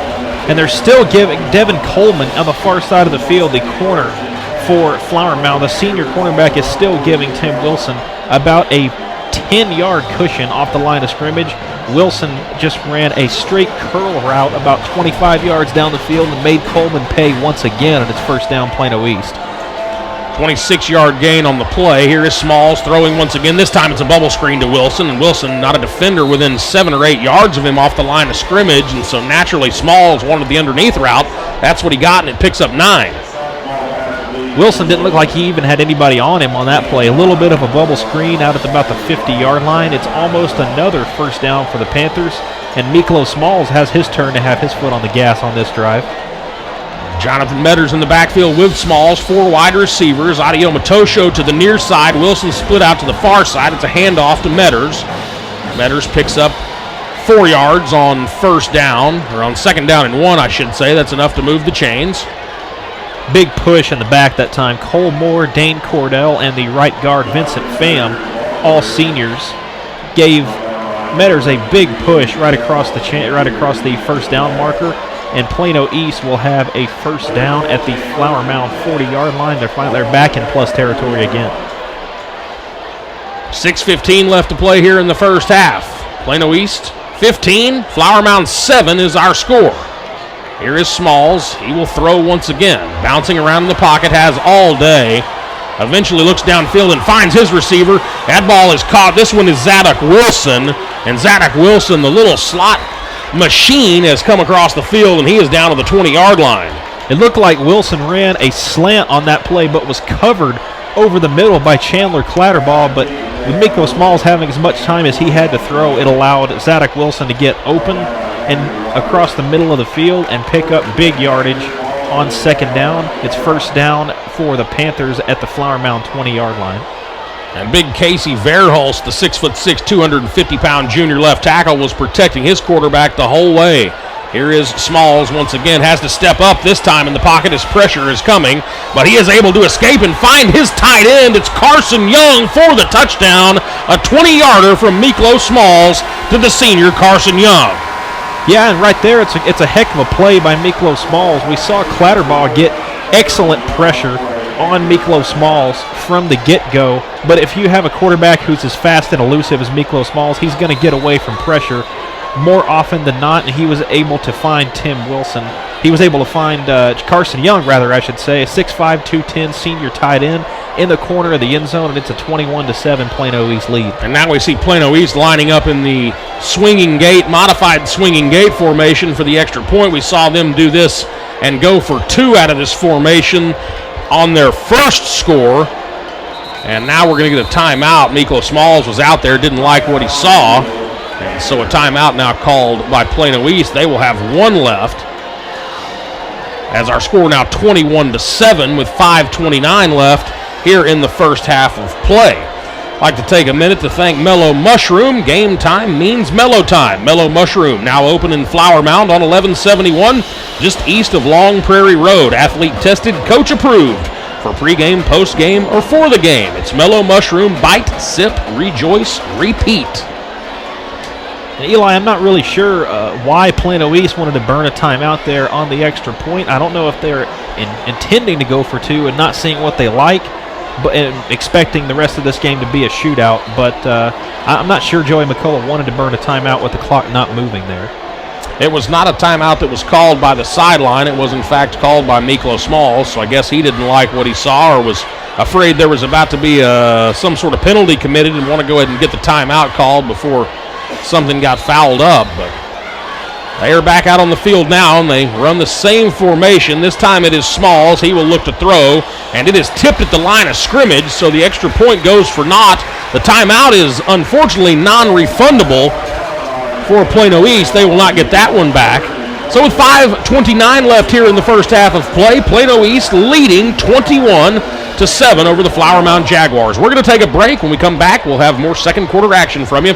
It is Flower Mound Jaguars football right here on ChampionSportsRadio.com. Nene's Design specializes in corporate apparel, decorating, and custom spiritwear apparel for schools. Nene specializes in graphic design, embroidery, screen printing, and rhinestones, just to name a few.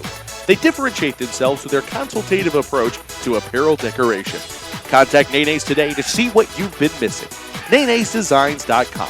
That's Nene's Designs.com. Nene's Designs, your official spiritwear provider for all Flower Mound Jaguar football spiritwear.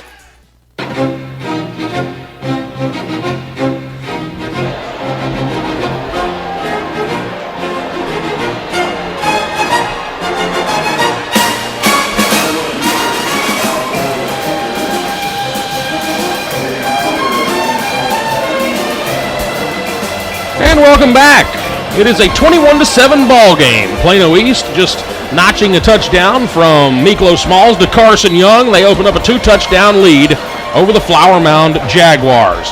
I'm Eli Jordan along with my broadcast partner, Cody Barthnick. And Cody, it's been an interesting first half, and I really feel like that Plano East, they're not really running away with this game just yet, but Flower Mound's got to start avoiding the turnovers. Yeah, and I think as you see this boot go toward the end zone and it will not be returned. Hayden Hauser was back deep for Flower Mound, but one thing I'm interested to see is how Noble Newton will respond. Flower Mound has a couple of turnovers, or this game could even be tied, or Flower Mound could even have the lead by this point.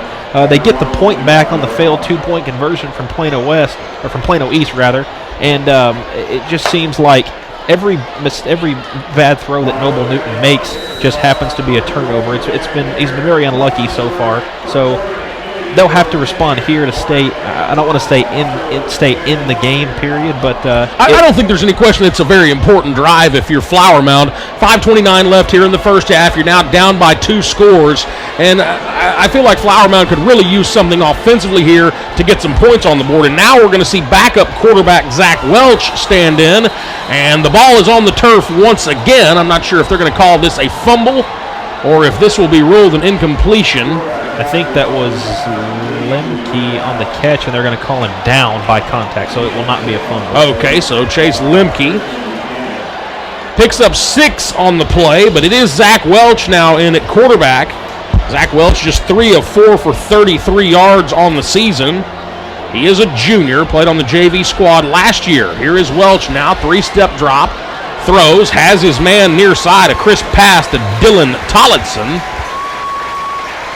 A little bit more relaxed, you can see so far for Zach Welch. He's a little bit taller than Noble Newton, not exactly a scrambler. He will sit in the pocket and try to find the open receiver. As you see fresh legs, that's number 3, Desmond Joy, coming into the game as a slot receiver for the Jaguars. First down and 10, Jaguars on their own 41. Here is the throw, and that is in and out of the hands of Dylan Tillotson. He made the catch on the last one, and this one just right off his face mask, but a nice throw there for Welch. Tillotson just couldn't handle it. Christian Buchanan, the senior linebacker, out in pass coverage on Tillotson. He definitely had a mismatch. Zach Welch saw that. It was right into the hands of Tillotson, but he couldn't come up with the ball. It's second down and 10 for Flower Mound. 4:30 left here in the first half. Here is Welch now trying to scramble, able to get away from the initial defender. And Welch good enough to pick up 5 yards and make it a third down and manageable. So we see Zach Welch doing it with his legs there. Didn't look like a design, definitely not a design quarterback run. Welch, you can see, doesn't quite have the speed that Noble Newton has coming out of the pocket, but he will try to scramble if the pocket breaks down, and it definitely broke down on that last play. Third down and 6 now. We are under 4 to play. Here is Welch, plenty of time, looks over the middle, has his man, nice throw, nice catch. It's Jack Sikora on the reception. And so an outstanding throw there from the junior quarterback Welch as he is making his presence known here on his opening drive. You see Welch now coming off the field. Noble Newton will come back into the game. And Flower Mound continuing to put a slot receiver on Anthony Hines. And Jack Sikora ran right by Hines on that last play for a first down for the Jaguars. It's Newton back in now, the senior. Out of the gun, empty backfield. He throws short, has his running back Chase Lemke. Lemke able to pick up a few. One player on defense for Plano East that I've seen all over the field, even a little bit more than Anthony Hines so far, has been number 15, the senior weak side linebacker Christian Buchanan. He has 20 tackles, in 2 games, and he was flying from the backside to make a tackle on Lemke that last play. Now, solid linebacking core all around for the Panthers. Here is Newton now out of the gun, looks for Lemke again, this time to the right side. Lemke makes a man miss. He's inside the 20 down at the 18-yard line, and another first down for Flower Mound. This is exactly what the doctor ordered. If you were head coach Dane Johnson, was for this drive to end with some points. It hasn't just yet, but we are getting there as Flower Mound trailing it 21-7 with 3:30 left here in the first half. And the speed team, as you will, if you will, for Flower Mound, Uzawahi and Hayden Hauser come back on the field for the Jaguars, and they continue to get Anthony Hines in compromising situations and move the ball quickly. Welch jump started the drive. Newton now on to try and finish it out of the shotgun, rolling to his left. Looks like he's going to keep. A flag is down. Newton back towards the middle of the field, and he is dragged down at the 13-yard line on the near hash mark, but we will check on the flag. It's a hold, and so that play will be coming back. I think they got Blake Watson, the right guard, 6'2", 230. Also plays first base on the Flower Mound Jaguar defending state champion baseball team. He's a junior.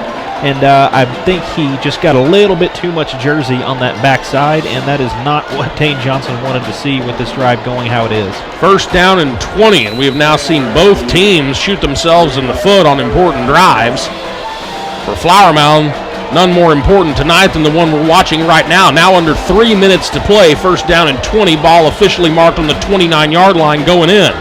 Here is Newton. He will fire near side quickly, has his man. It's the backup third-string quarterback, Hayden Hauser, and we have seen Hauser all night long, and we have another flag on the play. Let's check the call now. That was a heck of a cut block below the waist by Jack Sikora. I don't know if he's going to get a penalty flag for it. That might be what it is. I also saw number 57, Ty Neighbors, the senior left guard, near the penalty marker, so it may be another hold against the Jaguars. I think they're going to get Sikora. Yeah, block below the waist. Yeah, it's an illegal block below the waist. Unfortunate there. And so, again, Flower Mound going in reverse. Looked to be a clean block from Sikora. I guess he led with the crown of his helmet or his shoulder. And that's what the right back judge saw. Noble Newton at one time was down at about the 13-yard line. But the holding penalty and then the illegal block below the waist has the ball all the way back to the 41-yard line now. And here is Newton throwing, has his receiver inside the 30. That will still bring up a third down and forever here. That is number 5. That's Freddie Jackson, the cornerback / wide receiver combo, making the catch, and Noble Newton continues to take chances in traffic with his throws. Jackson made an athletic play to come up with the grab. Here is Newton now, 2:15 to play in the first half. Flower Mound trailing it 21-7, and another flag is down, and I think this is going to be a false start. I think that's the right guard, Ryan Lenniser. Made a sub in. He just got subbed out after that flag. They bring back number 61, Carter Severson, who may have been out for a breather on that last play, but Flower Mound continues to move in reverse. It's second down and 24. Under 2 minutes to play now. Here is Newton. He will keep over the left side. Runs into a pile of defenders at the 24-yard line, but a nice run for Newton. And this will bring up a third down and long, and no doubt one of the most critical downs of the entire night thus far for Flower Mound and their offense. Got a heck of a lead block that time from Chase Lemke. Anthony Hines in on the tackle, but one thing I'm starting to see a little bit of is hands on hips for the Plano East defense. When Flower Mound moves the ball effectively, they tire out that Plano East defense, but they've got to stop committing penalties. Empty backfield here. Here is Newton. Near side has his man. Going to be short of the first down marker. It's Freddie Jackson on the reception. And so decision time for head coach Dane Johnson as it's fourth down and about 6 yards to go. Looks like Flower Mound's going to go for it here. I don't see any kicker on the field. Minute 6 remaining. Here is Newton, big time. And now Newton looks to the near sideline for the play. Out of the gun, empty backfield. Fourth down and 5 officially. Two-step drop for Newton, looking, throws, incomplete, in and out of the hands of Brendan Alves, and it was over the middle, and I believe Alves may have heard the footsteps there as he gave it a little bit of alligator arm action. unable to come up with the catch. And so with 49 seconds left here in the first half, Plano East takes over, leading it 21-7 over Flower Mound. Yeah, he had Alves open on a slant route just over the middle of the field. Would have been close to a first down, would have been right at the sticks, but Anthony Hines was stalking Brendan Alves, and it seems like he heard a little bit of footsteps, and Plano East is going to take over on the turnover on downs at their own 19-yard line, 14-yard line, rather.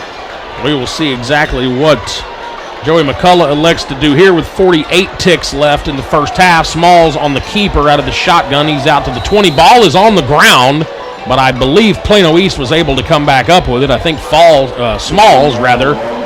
was able to fall on his own fumble. It was Connor Lee, sophomore linebacker. Haven't called his name quite as much so far tonight as we have in the first 2 weeks of action, but he was able to wrap up Small's legs and make a very nice, clean tackle on that play. There's a 2-second difference between the play clock and the game clock. Just 17 left on the game clock. Here is another handoff by Plano East, and it looks like they're going to be content just taking this to the locker room. Flag down in the backfield. I think that was a holding call against Plano East, so a good 20-yard run is going to come back. I was going to say earlier, if Flower Mound wasn't careful, they would have let Plano East get into field goal range if they couldn't bat down the hatches a little bit, but I think Plano East will let it go to halftime now, backed up to about their own 10-yard line. Again, they do have the wind here, so if Smalls was to want to unload one, he could probably get it out near the 50 or so yard line, and you never know. But it looks like they're just going to go ahead and take it to the half. That's what they're going to do. The clock running down to 3-2. And that will bring us to the end of the first half. The score, it is the Plano East Panthers 21 and the Flower Mound Jaguars 7. We will come back with our halftime presentation. You're listening to the Flower Mound Jaguars football right here on ChampionSportsRadio.com. This broadcast is under the direction and is copywritten by Champion Sports Radio. Any rebroadcast, retransmission, or use of the audio stream, and any and all other use of the accounts of this broadcast without the direct written consent and permission of Champion Sports Radio is strictly prohibited. All rights are reserved by Champion Sports Radio and ChampionSportsRadio.com. This is a presentation of Champion Sports Radio, your home for championship broadcasts. Rapid Med Urgent Care Center in Highland Village provides Southern Denton County families with state-of-the-art emergency medical care right in your neighborhood. From checkups to broken bones, school vaccinations, sports physicals, and more, you can count on Rapid Med for all of your medical needs. Rapid Med is proud to provide the latest in concussion management through the IMPACT program in partnership with the Texas Health Sports Network. Rapid Med Urgent Care Center is dedicated to providing you with quality care quickly. Visit rapidmed.com. Hey, Jeff here, founder of Which Superior Sandwiches. At Which we didn't invent the ordering system, we perfected it. The next level of perfection, our Which ordering app for iPhone and Android lets you create your favorite Which, like the Wicked with 5 meats and 3 cheeses, the vegetarian black bean patty, or tons of others. Just order, walk in, and boom, your amazing Which is waiting for you, instead of the other way around. So why wait? Download our Which ordering app and have your Which made while you're on the way. Nene's Design specializes in corporate apparel, decorating, and custom spiritwear apparel for schools. Nene specializes in graphic design, embroidery, screen printing, and rhinestones, just to name a few. They differentiate themselves with their consultative approach to apparel decoration. Contact Nene's today to see what you've been missing. Nene'sDesigns.com. That's NeneES Designs.com. Nene's Designs, your official spiritwear provider for all Flower Mound Jaguar football spiritwear. Are you tired of only spending time as a family huddled around the TV? Would you like to enjoy some culture with your loved ones without breaking the bank? Then let me introduce you to the Greater Dallas Youth Orchestra. The GDYO provides music education and performance opportunities for musically talented youth, but this is no kids' concert. The GDYO comprises 7 different ensembles made up of over 425 talented musicians ages 8 to 18, representing more than 50 communities in North Texas. You won't believe how amazing these ensembles sound until you hear it for yourself. So join them for one of their concerts at the Meyerson Symphony Center or Dallas City Performance Hall. For more information on how to make a donation, as well as a listing of upcoming GDYO concerts, visit gdyo.org. And if you know a talented young musician interested in an unbelievable experience, auditions take place in the spring. Connect with the Greater Dallas Youth Orchestra on Facebook, Twitter, LinkedIn, and at gdyo.org. Many heart conditions can be fixed, but many of us don't know we have a problem until it's too late.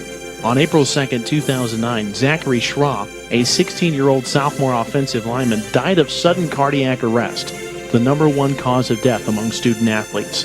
Like so many SCA victims, Zach had no heart issues, nor did anyone in his family. If Zach had an echocardiogram, he might have been able to avoid suffering a condition that takes 10,000 of our youth each year. In his memory, Living for Zachary was formed to try and prevent SCA from taking the lives of youth everywhere. Join in the fight today and stop the silent killer of SCA by scheduling your young athlete for an echocardiogram, a procedure that can detect any heart issue with 99% accuracy. For more information, visit www.livingforzachary.org. That's living4zachary.org, and let your heart be heard.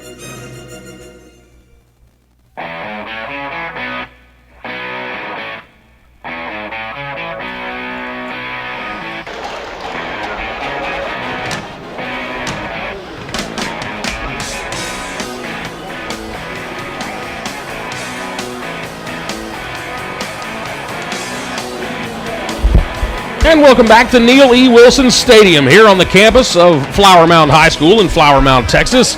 I'm Eli Jordan along with my broadcast partner for tonight, Cody Barfnick, and welcome to the Strategic Direct Solutions DFW halftime show. It is a 21-7 score. The Plano East Panthers leading the Flower Mound Jaguars as the Jags play here at home tonight. The band is out on the field and the halftime festivities are underway. And Cody, an interesting first half of play right there is Flower Mound able to kind of hang around, but it seemed like every time they started building some momentum, it was just, get out the gun and shoot the self in the foot, and it was just moving backwards, or it was a turnover. And it's unfortunate because this is a game that could be very, very winnable for Flower Mound if they're able to eliminate those mistakes. Definitely, and when District 6-6A, we've described this so far 2 weeks in a row as a gauntlet. District 6-6A is a gauntlet, so every win that you can get in district play is huge. It's absolutely huge, and it's huge for both of these teams, not just Flower Mound, but you have to get out of your own way. And I think what Flower Mound has done so far is they've shown flashes of being able to compete right along with Plano East's high-octane offense, but every time they seem like they get in a position to do something good and punch it into the end zone, they've turned it over twice already. And that last drive, they had it down 1st and 10 at the 13-yard line and just went in reverse and ended up with a 2nd and 25 and ended up turning it over on down. So I think in this second half, one thing that especially Dane Johnson's going to tell his team at halftime is just to relax a little bit. They have what it takes to compete. And, if they didn't have any turnovers, this game may be 21-21 or even Flower Mound ahead 28-21 at this point, I think. Yeah, I don't think there's any question that they definitely should be closer than 2 scores. And you mentioned that last drive, and that one's, one that we may look back at and say, man, you'd really love to get some points there. I mean, obviously you'd love to get points off of every drive, but it's not necessarily feasible. Like you said, in the 6-6A gauntlet, you're not going to score every time down the field. Allen doesn't score every time down the field. It's hard to do. It's hard to punch points up on the board in such a difficult district. But that last drive, again, you get a carry there from Noble Newton that takes him down to the 13-yard line. That's negated by a holding penalty. And then the very next play, you get an illegal block below the waist. And that moves them back even further, and before you know it, that drive is just over. It's completely fizzled out. They end up having to go for it on 4th down. They can't get the job done there, and just like that, they're turning the ball over on downs, giving it back to Plano East with a 21-7 deficit, and those are the kinds of things you just can't do in a difficult district, especially against the Plano East team that is, quite frankly, vastly improved over last year. They're better defensively. They're much better offensively than they were last year. Miklo Smalls has really come into his own as a quarterback. We saw a lot of Tim Wilson in that first half. We saw some Adiomo Tosho in that first half. And, you know, a lot of talent on offense now for Plano East, and they're maturing together and starting to gel. And when you have that happen, you just can't commit the mistakes. You can't make the mistakes, or eventually it is going to catch up with you. Let's recap you on the scoring from the first half. For Plano East, a Tim Wilson 19-yard touchdown reception from Miklo Smalls. They do go for 2 on the play, and so Plano East leads 8-0 early.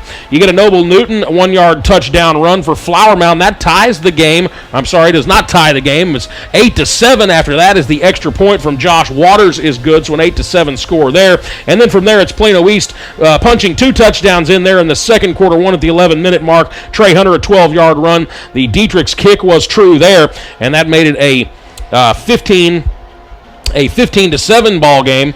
And then Carson Young, a 20-yard touchdown reception from Miklo Smalls. The 2-point conversion there failed, so they go for 2 the first drive, get it, they kick the extra point, or they go for 2 the second drive, get it, and then go for 2 again and don't get it on the third one. So that's why we're at a 21-7 score right now.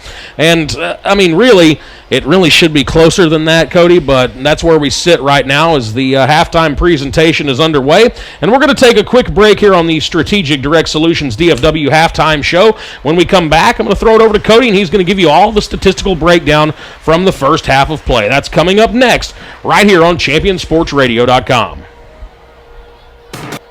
Game time means mellow time. Mellow Mushroom, now open in Flower Mound on 1171 just east of Long Prairie Road. Bring the whole family to Mellow Mushroom for classic Southern pizza with their unique and flavorful crust. Mellow Mushroom has more than just great pizza. Consider anything on the menu a win. Athlete tested, coach approved. For pregame, postgame, or for the game, it's Mellow Mushroom. Between Morris and Long Prairie Road on 1171 in Flower Mound. Online at mellowmushroom.com.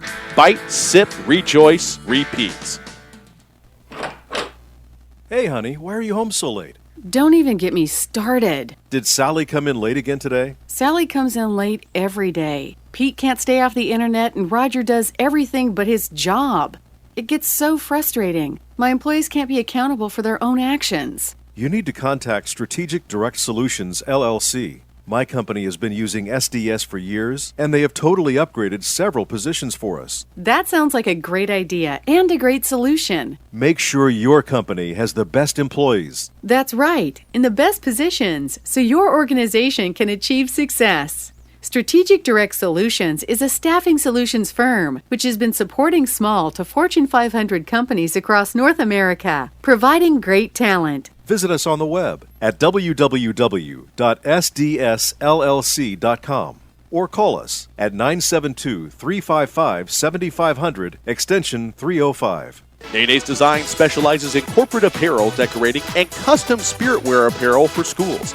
Nene specializes in graphic design, embroidery, screen printing, and rhinestones, just to name a few. They differentiate themselves with their consultative approach to apparel decoration.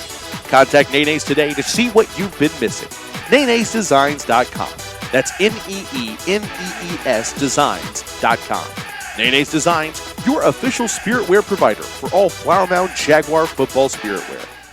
There's a time and a place for everything. As you'll see, projections for the next quarter are... He shoots, he scores! 2 points for team middle management. The office is not one of them. Jack, can I see you in my office? No pouting, it's your ball. Let's see what you got. But Whirly Ball is. For corporate events, team building, and private parties, Whirly Ball in Hearst and Plano is electric fun. Test your skills on the arcade games. Zip around in your Whirly Bug for a Whirly Ball competition. Or play the most affordable laser tag in the city. Learn more at whirlyball.info. Writer Gerald Early said that when they study our civilization 2,000 years from now, there will only be 3 things that Americans will be known for: the Constitution, baseball, and jazz music. GDYO's Jazz Institute provides young musicians in North Texas the opportunity to learn what it means to be a jazz musician through weekly technique classes and combo rehearsals with professional jazz musicians. From the first note to the final round of applause, GDYO Jazz Institute concerts will amaze and delight both hardcore jazz cats and new fans alike. Learn more about the truly original American art form through the GDYO Jazz Institute online at gdyo.org/jazz. In Command Broadcasting, a sports TV broadcasting and marketing company. In Command Broadcasting provides a wide array of turnkey video production and streaming services. In Command services include filming of sporting events, season highlights, school graduations, corporate infomercials, and documentaries. In Command streams your sporting event or company function over the internet live or on demand. Call 972-851-7888 to raise the energy of your next event. In Command Broadcasting, 972-851-7888.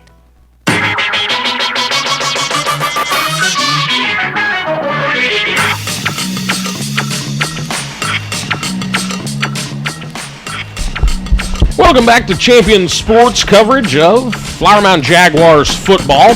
I'm Eli Jordan, along with my broadcast partner tonight, Cody Barfnick. And Cody, it's a 21-7 lead here at the half. Plano East is up on the Flower Mound Jaguars, and Flower Mound again trying their best to do some damage here tonight, but the penalties and the turnovers have not been their friend in the first half. And Cody, let's throw it over to you and let's get some of those first half stats. Yeah, it's been a while. It's been kind of a crazy first half. I know a 21-7 score may not reflect a very even first half, but statistically, these teams are very even. Plano East, 262 total yards, Flower Mound, 212. Each team has 11 first downs, but if there is a discrepancy between the two teams, it is in the running game. Flower Mound, 11 carries for 53 yards. Plano East, 16 carries for 111 yards. Most of those have been from Jonathan Maters. He has 5 attempts for 55 yards. Miklo Smalls, the quarterback, 4 for 27. For completions and passing yards, Plano East, Miklo Smalls is 8 of 12 for 151 yards, 2 touchdowns, and the 1 early interception. Noble Newton, 10 completions on 13 attempts for 124 yards, no touchdowns yet, and that 1 costly interception earlier. One thing that has hurt Flower Mound definitely is penalty yards. Plano East, more penalties, 5 for 33. Flower Mound has 3 for 27, but those all came on one drive when Flower Mound was attempting to punch it in to cut Plano East's lead to 21-14 right before halftime. Earlier in the game, or in the pregame rather, we talked about, will Flower Mound continue to spread the ball around to as many different receivers as possible? And so far tonight, we have that same theme for Noble Newton. He has 7 different receivers on the night. So far, the leading receiver for the Jaguars is Dylan Gorlick with 2 catches for 35 yards. Brendan Alves, 3 catches for 33. Jack Sikora, 2 for 30. Freddie Jackson, the corner/wide receiver combo, 2 for 21. Chase Lemke, the running back/wide receiver, 2 for 17. Hayden Hauser, the backup quarterback, 1 for 13. And Dylan Tillotson, 1 catch for 10 yards. One theme that we really haven't seen so far this year for the Jaguars is a lot of different runners. So far, Flower Mound has 7 different players with a rushing attempt. Noble Newton has 4 carries for 15 yards and a touchdown. Brendan Alves, 2 for 10. And Leandrew Brown, Ifani Uzawahi, Zach Welch, Anthony Smith, and Chase Lemke all have 1 carry for 3 or more yards apiece. So you see balance on both sides of the field so far for each of these two teams. And I got to tell you just a couple of the things that really, really jump out to me. Of course, the first half that Tim Wilson had for Plano East, receiving 5 catches, 94 yards, and a touchdown, averaging almost 19 yards per catch. That's hard to slow down. And Wilson, such a big, tall receiver. He goes about 6'4", and it's so difficult as a defender to try and stop someone with that kind of size and that kind of body control. He's been doing this for a while. He uses his body to shield off the defenders, that 6'4" frame, and it's very difficult to defend a guy like that. So Wilson with a big first half there. And some of the other numbers, obviously Flower Mound, again, spreading the ball around, and we talked about that in the pregame show quite a bit, just how much Noble Newton is able to spread the ball to different receivers. You mentioned that during the statistical breakdown, but it's very impressive just how many different receivers and how many different running backs and how many people are just touching the ball in different ways and shapes and forms tonight, whether it's carrying the mail or whether they're going out running patterns. A lot of different ways that Flower Mound can hurt you, and if they would stop hurting themselves, that would would be ideal for the second half. Got about 12 and a half minutes left to go here. Before we get the second half underway, the halftime presentation is in full force down on the field. It is the Plano East Panthers 21 and the Flower Mound Jaguars 7.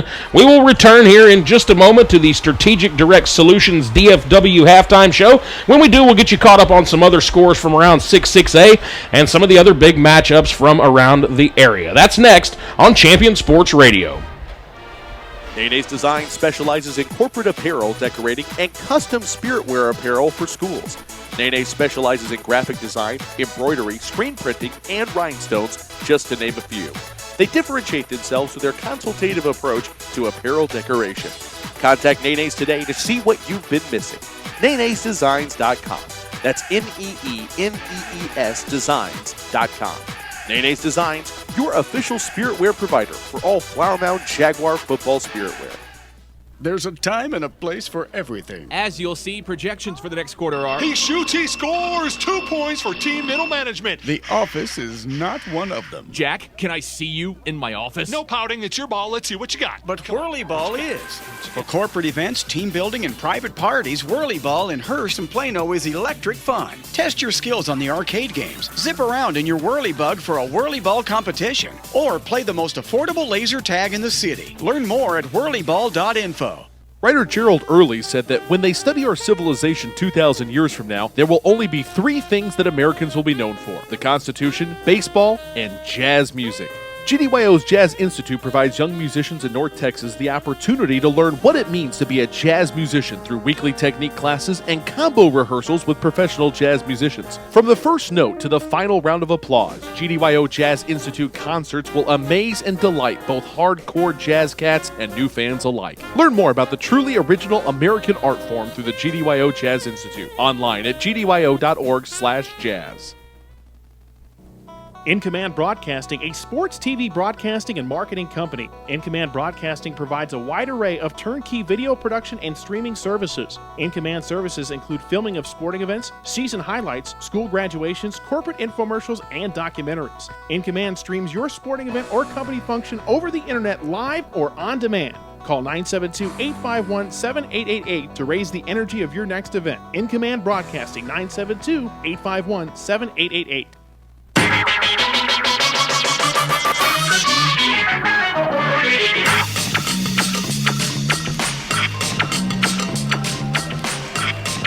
And welcome back to the Neil E. Wilson Stadium on the campus of Flower Mound High School here in Flower Mound, Texas, and the Strategic Direct Solutions DFW Halftime Show. I'm Eli Jordan along with Cody Barfnick. And Cody, got some scores we want to get you caught up on here from last night and tonight, but before we talk about that, I got to mention this. How about Colby Lewis? Ranger starting pitcher has a perfect game tonight through 7 innings. Definitely, yeah. One thing that, I can honestly say there's nowhere I'd rather be than in a press box at a high school football game in Texas on a Friday night. But that's something that's exciting that Ranger fans wanted to see for a long time, especially a couple years back when Darvish came within 1 strike of a perfect game. And Marwin Gonzalez living infamy in the Metroplex. Well, Colby Lewis with 21 up and 21 down tonight on 89 pitches. I guess the Rangers leading it by a score of 3-0. I don't have a TV here. Was just checking Twitter during our break, trying to catch up on some of the other high school scores from around the area, and I saw that breaking news. So that'll at least give me something to talk about doing my ticket tickers tomorrow for the station if Colby Lewis able to get those final 6 outs without rendering a base runner. Let's get back to high school football, though, Cody. Let's get you caught up on some scores from last night, and then I'll do that, and then Cody will get you caught up on some of the scores from around the area tonight. Just a couple last night I want to hit on. Garland Lakeview Centennial. They beat Arlington by a final of 36-21. Saxe all over Bishop Lynch, 50-34 the final there. Carrollton Creekview 22, Denton 20. That game at Carrollton's Standridge Stadium. Wiley East, they drop one to Denton Ryan. Denton Ryan 43-20 winners there. A few scores out of Fort Worth as well as W.T. White beats O.D. Wyatt 50-14. Pascal all over Woodrow Wilson. They win that one 52-27. And Fort Worth South Hills destroys Pinkston 49-8.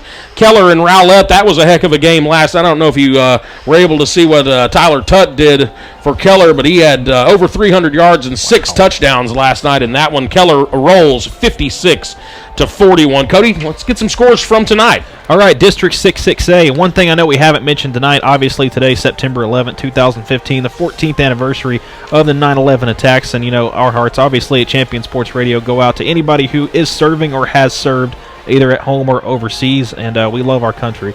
All right, District 66A. Plano Senior High School, the Wildcats taking on the Hebron Hawks over at Hebron. Plano leads that game at halftime, 28-14.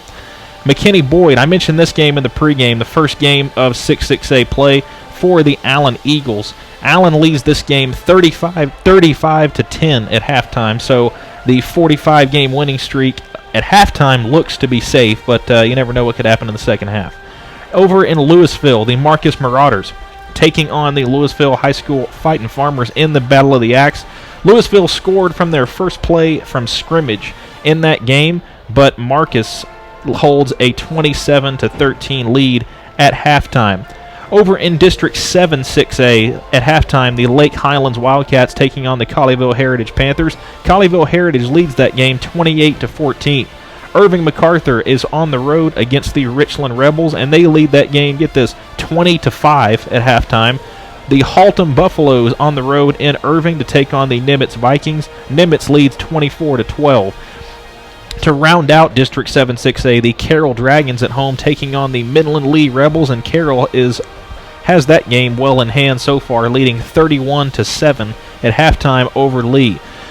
Few games that we talked about in the pregame, big ones definitely. First and foremost, you have the Skyline Raiders going to Cedar Hill to take on the Cedar Hill Longhorns, and Cedar Hill has gotten the better of the Skyline defense so far in that game, and they lead 13-3 at halftime over at Longhorn Stadium. In Garland, at Naaman Forest High School, the Grand Prairie Gophers lead Garland Naaman Forest 12-7 at halftime. Duncanville is at Mesquite ISD Stadium, and they lead the Mesquite Skeeters 14-0. And the number 10 ranked team in District 8-6A, the Arlington Martin Warriors, are taking on the South Grand Prairie High School Warriors, kind of the Warrior Bowl there. 20-7 Martin is the score in that game. Just a few others.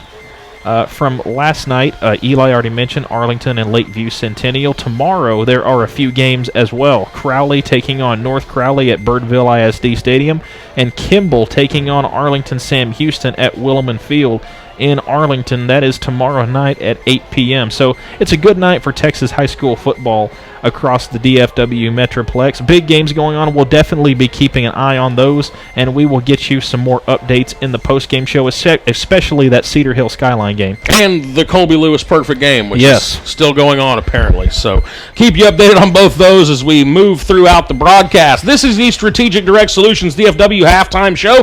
When we come back, we got about 5 minutes until our second half gets underway. Cody and I will talk about what each of these teams needs to do in the second half if they're going to walk away with a victory. That's coming up next on Flower Mound Jaguars football right here on ChampionSportsRadio.com.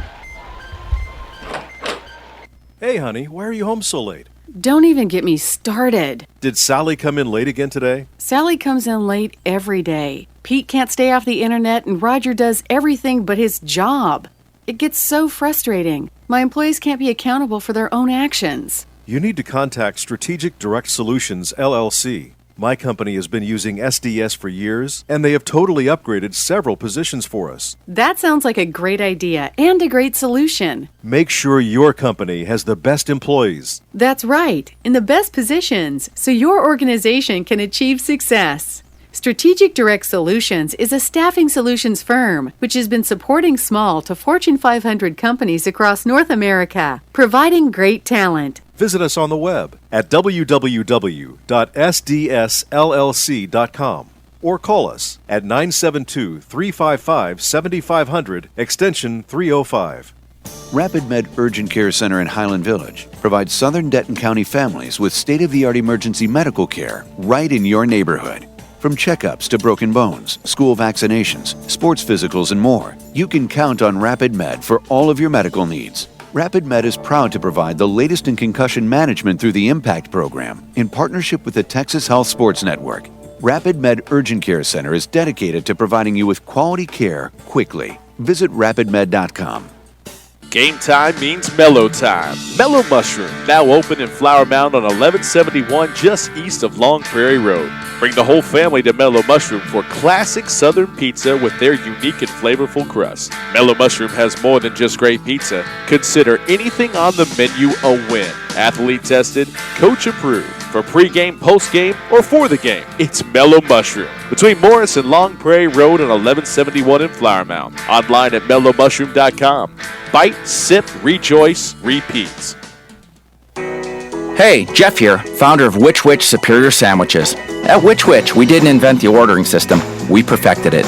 The next level of perfection, our Which ordering app for iPhone and Android lets you create your favorite Which, like the Wicked with 5 meats and 3 cheeses, the vegetarian black bean patty, or tons of others. Just order, walk in, and boom, your amazing Which is waiting for you, instead of the other way around. So why wait? Download our Which ordering app and have your Which made while you're on the way.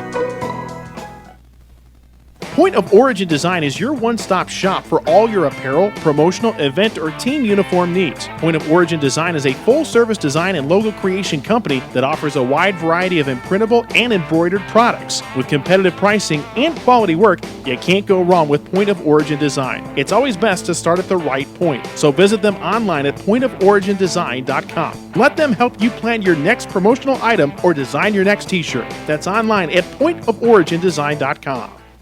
Stay up on all the latest news about the teams you care about and know when your favorite games are on the air thanks to Champion Sports Radio social media. Either follow at Champion Sports on Twitter or like our Facebook page at facebook.com/Champion Sports Radio, and you will know what time your game starts, who was named Player of the Week, or what your school's alumni are doing in college. That's on Twitter at Champion Sports and facebook.com/Champion Sports Radio. Your home for championship social media.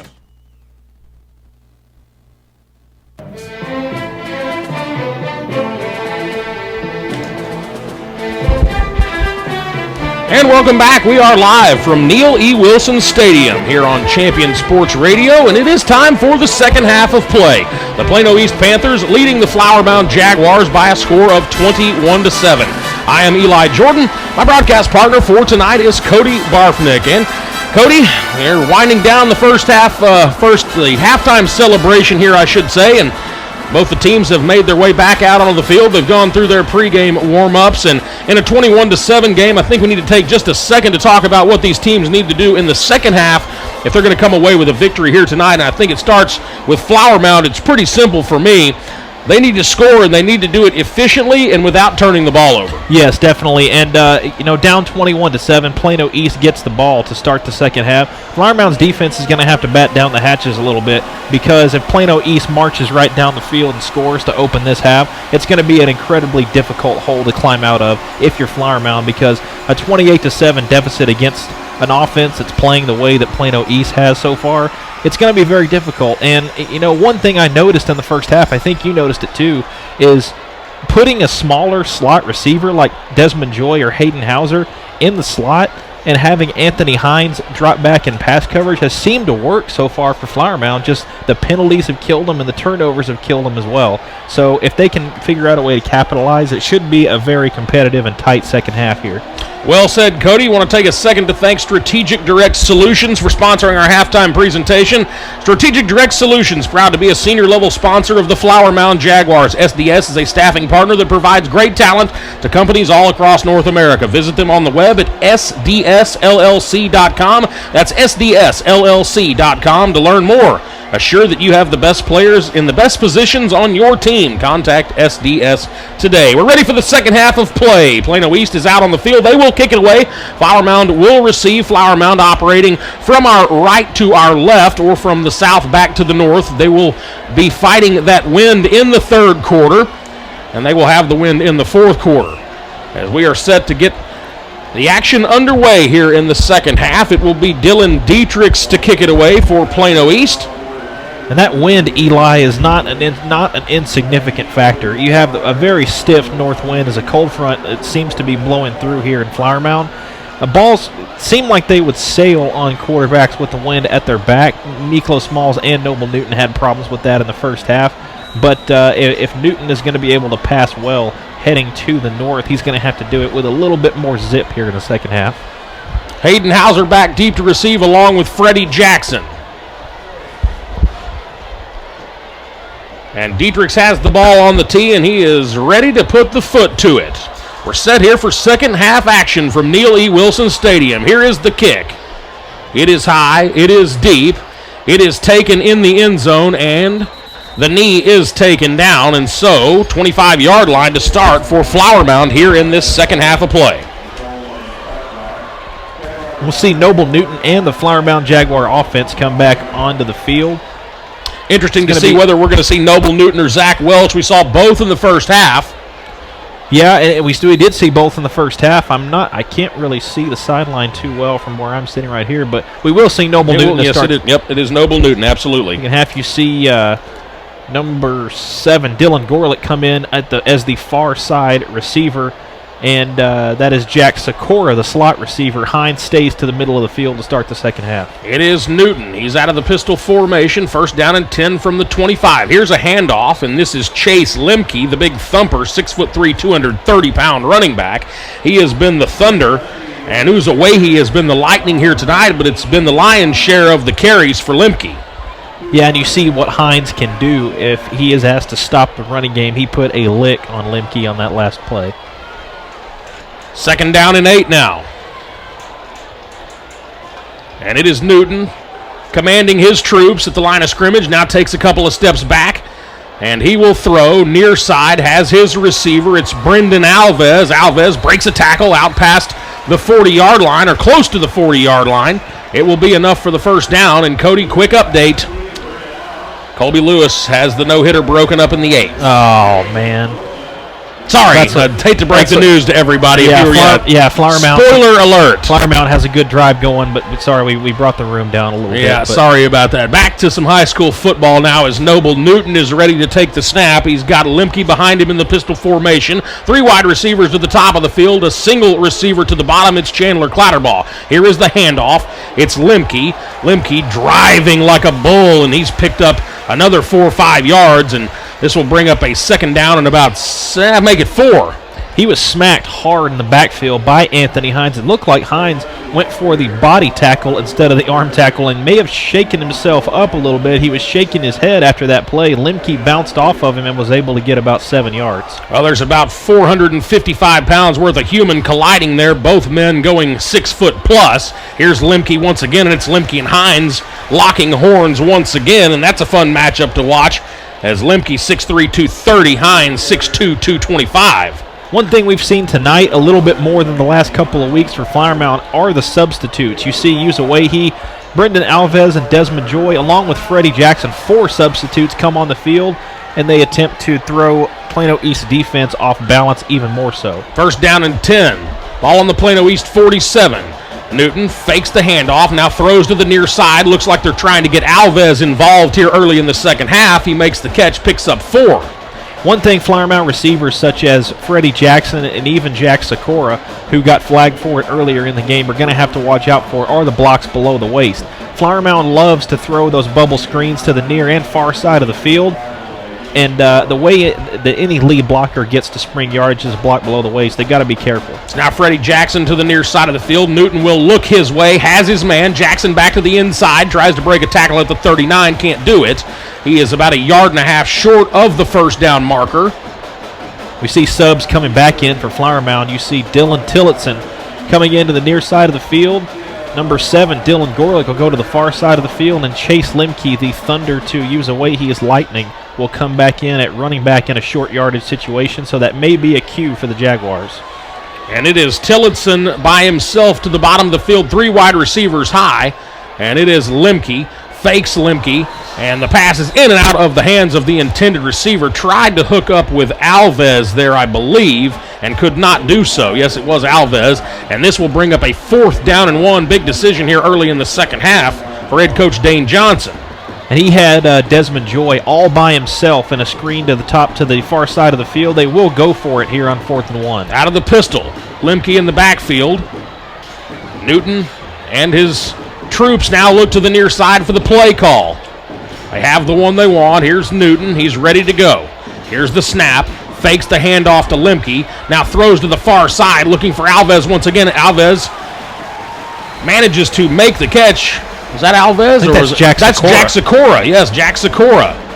So Jack Sikora moves the chains. Big-time completion here early in the second half as Newton hooks up with senior wideout Jack Sikora. First down and 10. Ball on the Plano East 35. 8:45 left here in the third quarter. Panthers leading 21-7. Here is Chase Lemke now on the carry, and he picks up a pair of yards. Lowers the head, and I'm telling you what, he is a big-time load whenever he comes forward. You see Aaron Epping coming into the game as a substitute for Flower Mound. Lemke's gotten the lion's share of the carries on this drive. We'll see if that keeps up with Flower Mound, a second 8+ territory. 4 wide receivers out of the pistol again. Newton hands off Lemke. Big hole up the middle. Nice work by that offensive line as Lemke's able to pick up 4 before he is hit in the defensive secondary. It will bring up a third down and a long 3. Michael McNair, the senior strong side linebacker, number 17 for Plano East, was all over Lemke at the line of scrimmage, but as much of a load as Lemke is moving forward, he was able to drive for about 4 more yards. Newton and company working up tempo here, and a flag is down. It's going to be a false start. I think number 61, Carter Severson. And so the third down and manageable all of a sudden works its way back to a third down and long, and these are the penalties we were talking about at halftime. You've got to eliminate these and keep these sustained drives, and you can actually hear the life kind of being sucked out of the crowd whenever one of these penalties takes place. Things are moving up tempo, and then the penalty moves them back, and it really just kind of bogs things down. Third down and 9 now. 7.5 left. Man in motion is Hayden Hauser. Here is Hauser on the wide receiver screen, far side of the field. He won't be close to the first down. A flag comes flying in from the back judge, and he really let it go. So he saw something from about 25 yards back in the defensive backfield. It was about a 3 or 4 yard pickup for Flower. That's going to go against Plano East. That's great news there if you're a Flower Mound fan. That's a face mask on Plano East, so that will move the chains. And now a costly penalty for the Panthers. Flower Mound's going to have first down and 10 at about the 15-yard line of Plano East. Noble Newton checking to the sideline. He's got 4 wide. Well, now we see Desmond Joy start to lead the field. He's got Hayden Hauser, Alves, and Freddie Jackson on the near side of the field. They've got to capitalize on this situation. And here is Newton. Newton looking to set up a run play here. Cannot escape the grasp of the defensive presence there. It's Michael McNair once again on the tackle as he was able to collapse on Noble Newton and drag him down. There's a little bit of extracurricular activity there. Chris Jenks, the left tackle for Flower Mound, was tripped up by Anthony Hines way after the play was over. Hines was lucky he didn't get a flag for a late hit on that play. Lemke now on his way off. It's going to be a 5 wide receiver set here on second down and 11. Ball on the Plano East 16-yard line. Going to get another false start for Flower Mound on that play. That's number 52, Balin Smith, the center. And so a 5-yard penalty moves the Jags back once again. Our score 21-7, Plano East leading Flower Mound. 6 minutes, 25 seconds left to play here in the third quarter. The Jags trying to make a game out of it. Here's Newton out of the gun, looks, fires, has a man, threw it behind him. He was looking to hook up with Dylan Tillotson there, and the ball was about 2 yards behind Tillotson. He couldn't make the adjustment and go get it. Now, Tillotson was uncovered at the line of scrimmage. He ran a post route over the middle of the field, was wide open at about the 5-yard line. Probably would have just walked into the end zone uncontested, but Noble Newton threw the ball a little bit behind him, and Tillotson couldn't come up with the catch, and it'll be third down and way long for Flower Mound. 3rd and 16 to be exact, Cody. Ball on the 21-yard line. They go with the 5 wide out set once again. Going to bring a man in motion to the near side. It's Hauser. Here's Newton stepping up in the pocket. He'll run. He's down to the 20, down to the 15. Still going to be well short of first down yardage, officially marked at the 11-yard line on the far hash. And so that will bring up a 4th down and about 5.5. This is a big-time decision for Dane Johnson. He will send the field goal unit onto the field, and I agree with this decision. I think you've got to get points here to start the second half. You can't afford to take another long drive without getting anything if you're the Jaguars. And you could really see the disappointment there in Dane Johnson as he had to send the field goal unit out. I think you're right. I think he knows that points here are absolutely critical, especially after this long drive. Got to get some points out of it, and it'll be Josh Grant on to attempt the field goal. The kick is away, and it is good, so Josh Grant tacks on 3 more, making a 21-10 ball game. The Plano East Panthers leading the Flower Mound Jaguars. We'll have more third quarter action for you when we come back right here on ChampionSportsRadio.com. Hey, honey, why are you home so late? Don't even get me started. Did Sally come in late again today? Sally comes in late every day. Pete can't stay off the internet, and Roger does everything but his job. It gets so frustrating. My employees can't be accountable for their own actions. You need to contact Strategic Direct Solutions, LLC. My company has been using SDS for years, and they have totally upgraded several positions for us. That sounds like a great idea and a great solution. Make sure your company has the best employees. That's right, in the best positions, so your organization can achieve success. Strategic Direct Solutions is a staffing solutions firm which has been supporting small to Fortune 500 companies across North America, providing great talent. Visit us on the web at www.sdsllc.com or call us at 972-355-7500 extension 305.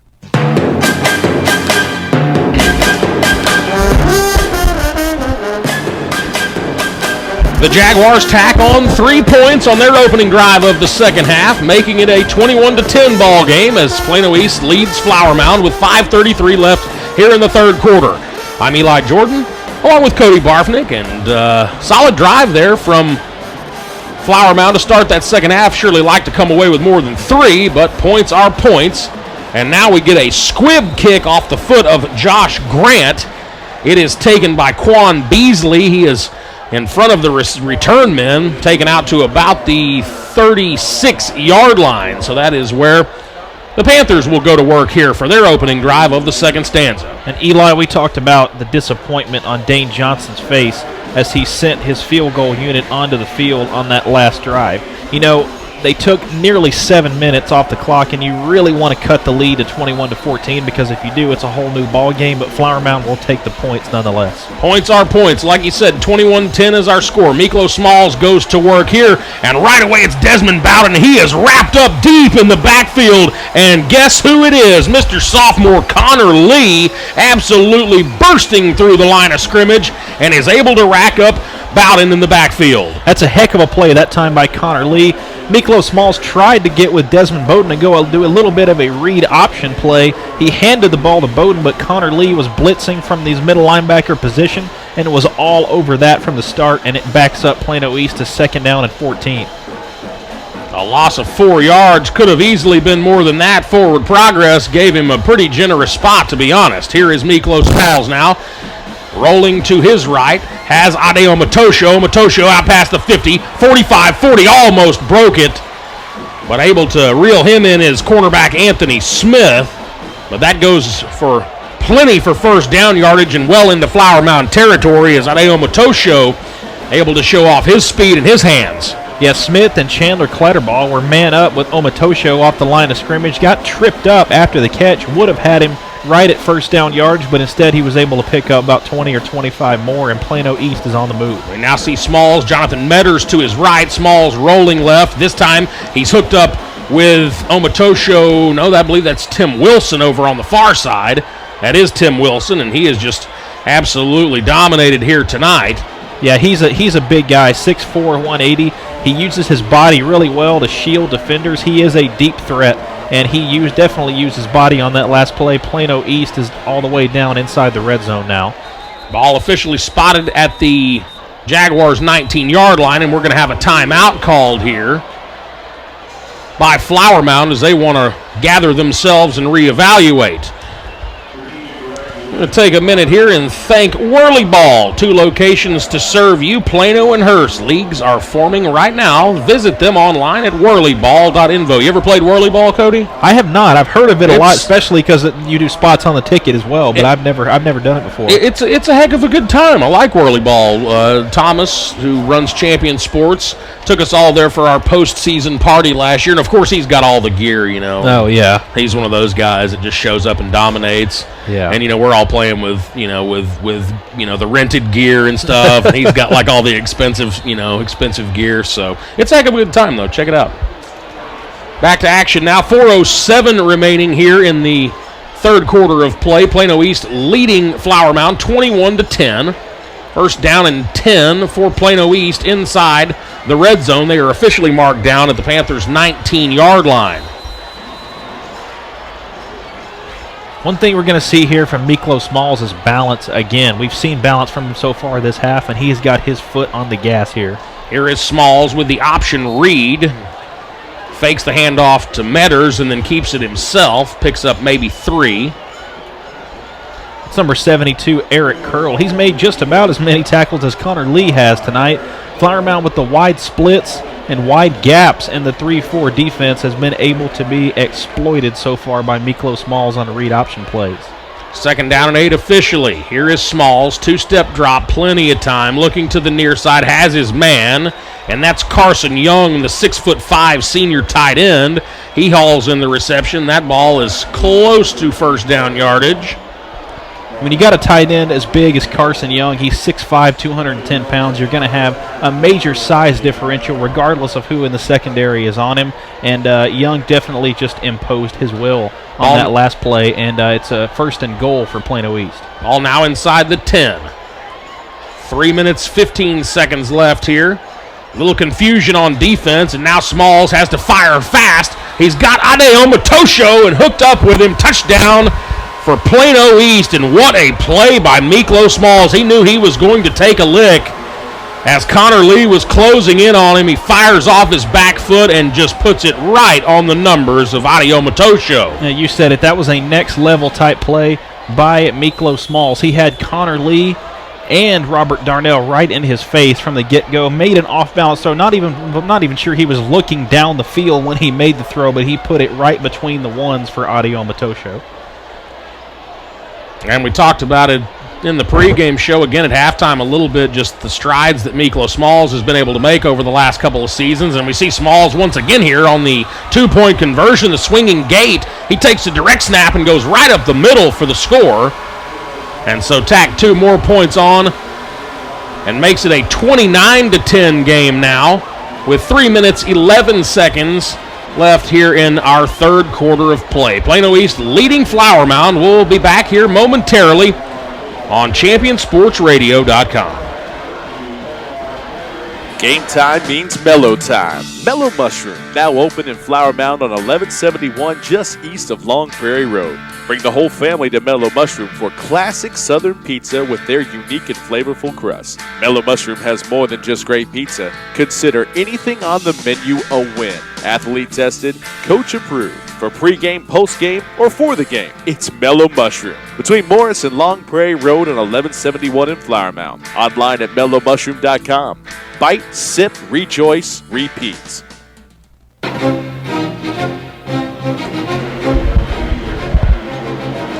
A Miklo Smalls touchdown to Adi Omatosho has opened up a 29-10 lead here for Plano East here at Flower Mound. I'm Eli Jordan, Cody Barfnick joining me here in the broadcast booth for the evening.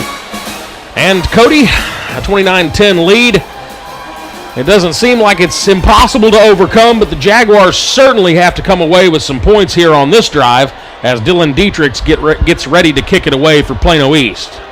That's going to go way out of the back of the end zone. I'll one-up you a little bit, Eli. I think Flower Mound needs a touchdown on this drive. I mean, they had their opportunity coming out of the halftime. Penalties kind of shot him in the foot once again. But, you know, if you're Dane Johnson's team, it's 29-10. You're down by 19.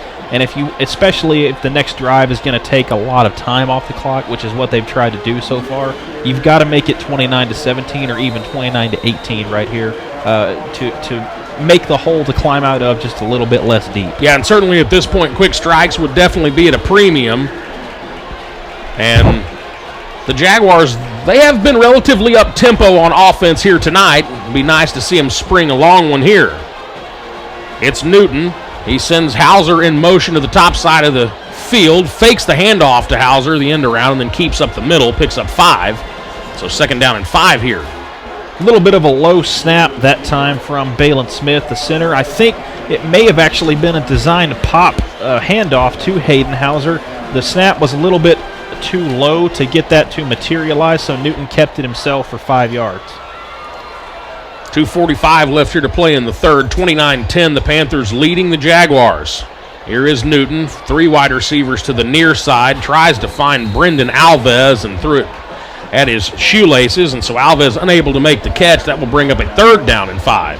Yeah, Alves was open for just a split second. I'm not sure a completion would have done much good as Reuben Donald, number 8, the junior strong safety, 5'11", 183 pounds. He's a ball hawk, 20 tackles in 2 games so far, and he would have had Alves all kinds of bottled up if he would have made the catch. Reuben Donald, just a junior as well, along with Anthony Hines and Grayson Diepenbrock, so big-time defense. Speaking of Reuben Donald, he has an interception here, and Donald is going to take this one to the house. He's at the 10, the 5, touchdown, so Noble Newton unable to do much there as he throws the interception to Reuben Donald.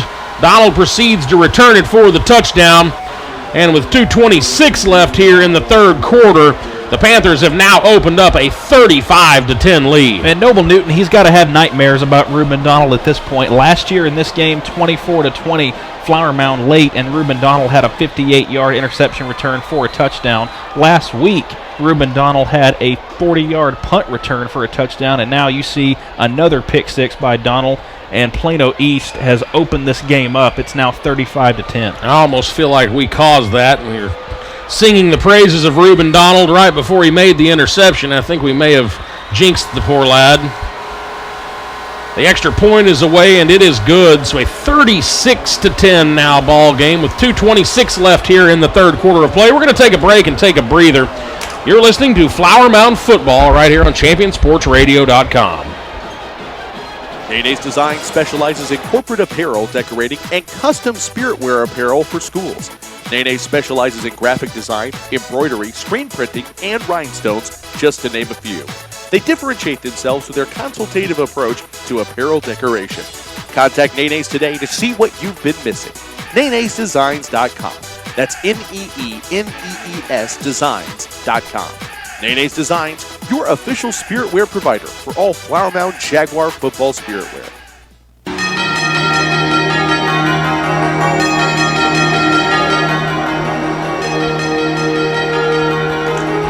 A Reuben Donald pick 6 from Plano East has opened up a 36-10 lead for the Panthers over the Flower Mound Jaguars with 2:26 to play left here in the third quarter. And Cody, I mean, just absolute worst case scenario right there if you're a Flower Mound fan. They're trying to stay in the ball game. The last thing you can do is afford another turnover, and you certainly can't afford one that goes back to the house. Yeah, it's definitely it's almost a 14-point swing for Flower Mound. You come out, you get points coming out of the break, you don't get a touchdown, and one thing that you can't have happen is a turnover, and especially a pick 6 like we just saw. Plano East goes right down the field on their first possession, scores 8 points, and then they turn right around and get a pick 6, and you know, I don't want to say put the game away yet, but you can just feel the life getting sucked out of Neil Wilson Stadium, and it just seems that way right now. Kickoff is to Hayden Hauser, who proceeds to take a knee. So 25-yard line is where Flower Mound will go to work here. And I mean, if you're Dane Johnson, this is one of those situations I feel like you've got to just tell your team, hey, you know, this is where we see what you guys are made of. You can either completely roll over and do nothing from here on out, or you can try and get back in the football game and make this thing interesting late by playing good defense and by playing solid on offense and not turning the ball over, not committing those penalties. This is where they need to try and grow as a team right here. And here is Noble Newton back to work. It is an end around, and that is to Devin Coleman. Coleman hunted down at about the 33-yard line. Nice pursuit there by Chandler, not Chandler Clatterball. That was Christian Buchanan. Yes, the linebacker. He had great speed off the back edge. Coleman, obviously very quick going around. Buchanan was on the very back side of that play, but still managed to bring down Devin Coleman. Here is Noble Newton now. He hands off to Chase Lemke. Lemke able to fall forward for first down yardage, so that'll move the chains. But a first down for Flower Mound. And if you're one thing, you're in kind of a mode now with 2:09 left in the third quarter. You're starting to get into need to be moving quick territory. I would say time is becoming a factor, especially in a 36-10 ball game. At this point, obviously, you got to start upping the tempo just a tad. Here is Newton. He will throw, has his receiver. Able to hook up with Dylan Gorlich. Good catch by Gorlich on that far side. We haven't called his name as much as we have in the past couple of weeks. Just a curl route on the far side of the field, and he beat Reuben Donald, who maybe we shouldn't talk about him as much as we did in that last drive. Here's Newton now, second down and 1. It's Lemke. Lemke able to fall forward to move the chains, picks up a couple. With 1:26 left here in the third quarter, Panthers leading it 36-10. Picks up another first down for the Jaguars. They've got 1st and 10 at their own 47. Clock continues to move. We're almost under a minute to go in this third quarter. Here is Newton out of the pistol. It's another handoff to Lemke. Lemke lowers the headgear, and the headgear comes off as he meets Anthony Hines with plenty of force, and so Lemke will have to come out for a play as he leaves his helmet on the field, and now he's picking it up, heading to the near sideline. He will be replaced by Uzawehi in the backfield. It was Uzawehi on the field, the speed team for Flower Mound, if you will, on the field. We see Hauser, Desmond Joy, and Freddie Jackson on the near side of the field. I'd say it would be what's considered their smaller lineup. Here is Newton now to throw. Pass is broken up. Nice play by Quan Beasley. He met the intended receiver right as the ball was getting there, that intended receiver Desmond Joy, and so nice job by Quan Beasley to separate the ball from the receiver. This secondary for Plano East so far is doing an excellent job of getting to the ball. Desmond Joy just blanketed in on that last play, and they're doing a great job of keeping Flower Mound's receivers a non-factor. 3rd and 4 now. Here's Newton out of the gun, and this ball is almost intercepted once again. It goes in and out of the hands of Zadok Wilson, and that certainly would have been lights out because Wilson was going all the way to the house if he's able to corral that one. 4th down and 4 now. Ball on the 47-yard line of Plano East, and this 4th down, you pretty much have to pick this one up. Yeah, it's 4th down and 4 in plus territory. You're in 4 down territory regardless if you're Flower Mound at this point. You got to go for every 4th down, and you got to pick this one up. Here's Newton now, 3-step drop. He'll throw to the far sideline. Nice throw, nice catch, as I believe that was hauled in by Dylan Gorlich once again. Yes, it was, and he did a great job. He was over there, and he had another blanket on him of Reuben Donald, Christian Buchanan, and Jordan Williams, the far side cornerback, of 5'9", 145-pound senior. Good job on a curl route to get up to pick up a first down for the Jags by Dylan Gorlich. The good news for the Jags, it is a first down, moving the chains. 1st and 10, ball on the 36. Here's a throw near side, complete to Alves. Alves up near the 20-yard line, and nice little pop out of the backfield there from Brendan Alves. Alves showed really good speed picking up that first down. Little bubble screen play. Jack Sikora laid a fantastic cut block on Marcus Russell, the junior strong safety, to be able to free Brendan Alves. Just 10 seconds left here in our third quarter. Here is Newton. Throws to the near side, has his man inside the 5. And so just like that, Flower Mound putting something together here.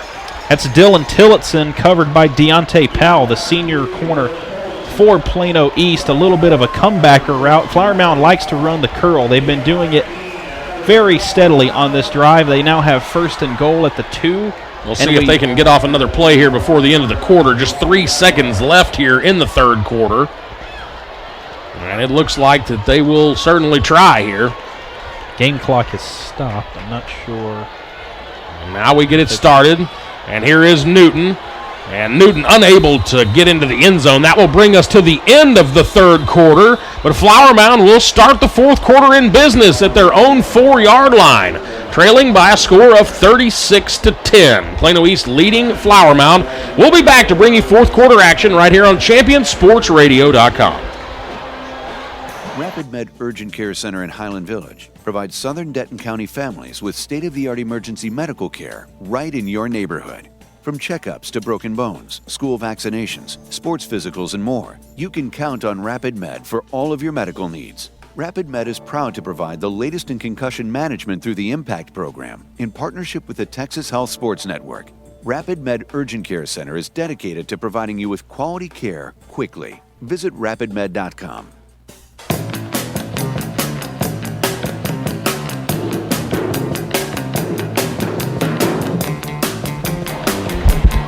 As we start the fourth quarter, our score is Plano East 36 and Flower Mound 10. I'm Eli Jordan along with Cody Barfnick, ready to bring you fourth quarter action here tonight from Neil E. Wilson Stadium. And for Jaguars fans, it's been a long evening, but they are in business here. Second down and goal from the 4-yard line as they are looking to try and get back in this football game.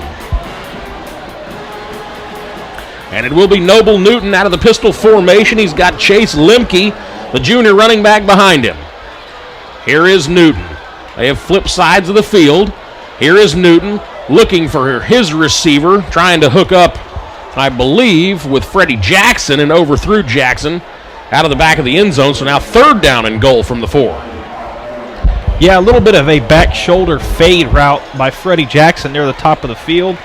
He's covered by Jordan Williams, the senior corner, near the far side of the field, but nothing going on that play. Empty backfield here. Here's Newton looking, has time, firing, has his man. Did he get into the end zone? Yes, he did. Touchdown.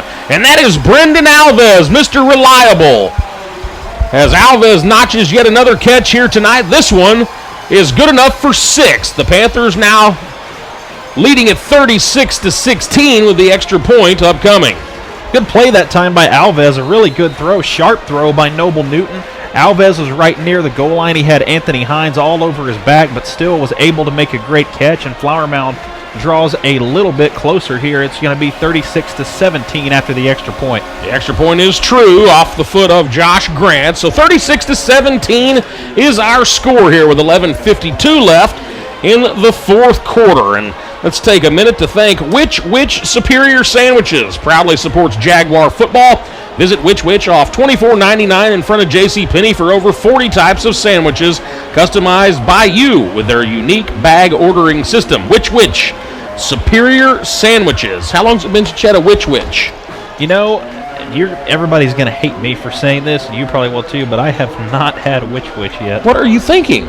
I don't know. Get over to Which. There's one on $24.99 in front of JCPenney. They have 40 different types of sandwiches, Cody. I know, and everybody that I talk to absolutely loves it. It's glorious. Yeah, everybody I know says that. I had a friend of mine in high school, I think, whose father who actually owns a couple of those branches. So I don't know what I'm doing. I'm way behind the curve. Clearly, unacceptable, Cody. Unacceptable. And so here we go, getting ready to kick off. Flower Mound, this will be interesting to see if they decide to try and maybe onside one, or a lot of times what we've seen lately out of many of these high school programs is when it's not quite time to really onside kick yet, what they'll try and do is maybe pooch kick one to about the 35-yard line and just hope one of the upbacks can't handle it. And we've seen that happen quite a bit. So maybe that's what we'll see here. Or maybe we'll see a regular onside kicker. Who knows? With 11:52 left in a 36-17 ball game, if this Flower Mound defense is going to come to play for the next 11 minutes, they can probably go ahead and kick this ball deep. Definitely. And you know, having the wind at your back at this point in time is a little bit of a disadvantage, because if you have the wind, a stiff wind coming into play, especially on the south side of the field, you know, you're going to get that dying duck effect with a kickoff, and it could fall right in front of one of the upbacks, and you could get an onside kick. But it looks like Flower Mound is going to try to kick it deep here. They appear to be going to try and kick it deep, and the personal foul penalty on the extra point has moved the kickoff attempt back to the 25. And here is the onside kick attempt, and it goes out of bounds at the 45-yard line. So that will bring some laundry onto the field. Yeah, they had Ifani use a way to try to get that ball, and he had speed. The ball just kicked a little bit too much mustard on it, and it went out of bounds. It had the desired effect. It got past the first line of defense and the hands team for Plano East, but he just could not get to it in time, and Plano East is going to take over in plus territory here. Not what Flower Mound wanted. No, certainly not, but you've almost got to attempt that at this point in the game. And do remember now, Plano East is heading back into the wind, so never know. You get a Miklo Smalls mistake, and he can throw a pick here, and you're right back in business. But certainly at this point, it is time to tighten down if you're the Flower Mound defense. Any more scoring from Plano East here tonight, and it's likely going to be lights out. Definitely, and we see Smalls on the field. We see Trey Hunter and Jonathan Maters next to him, and it's going to be another running play. And it is a running play. It's Desmond Bowden over the right guard, and Bowden able to pick up 3 yards on first down. More importantly, the clock continues to move here as we're now 11:39, 11:38 left here in the fourth quarter. Yeah, we see offensive line substitutes. A couple of subs coming in for Plano East. Number 60, Jordan LeCompte, coming back in. Started at left guard since 2014. And Desmond Relaford, the backup right tackle, will come in. He started last year at right tackle for the first time against Plano West. Also got Casey Verhulst, the big left tackle out there. Here's Trey Hunter now. Hunter, the speedier of the backs, and he is able to pick up a few more. Still short of first down yardage. Should be a third down and about 2.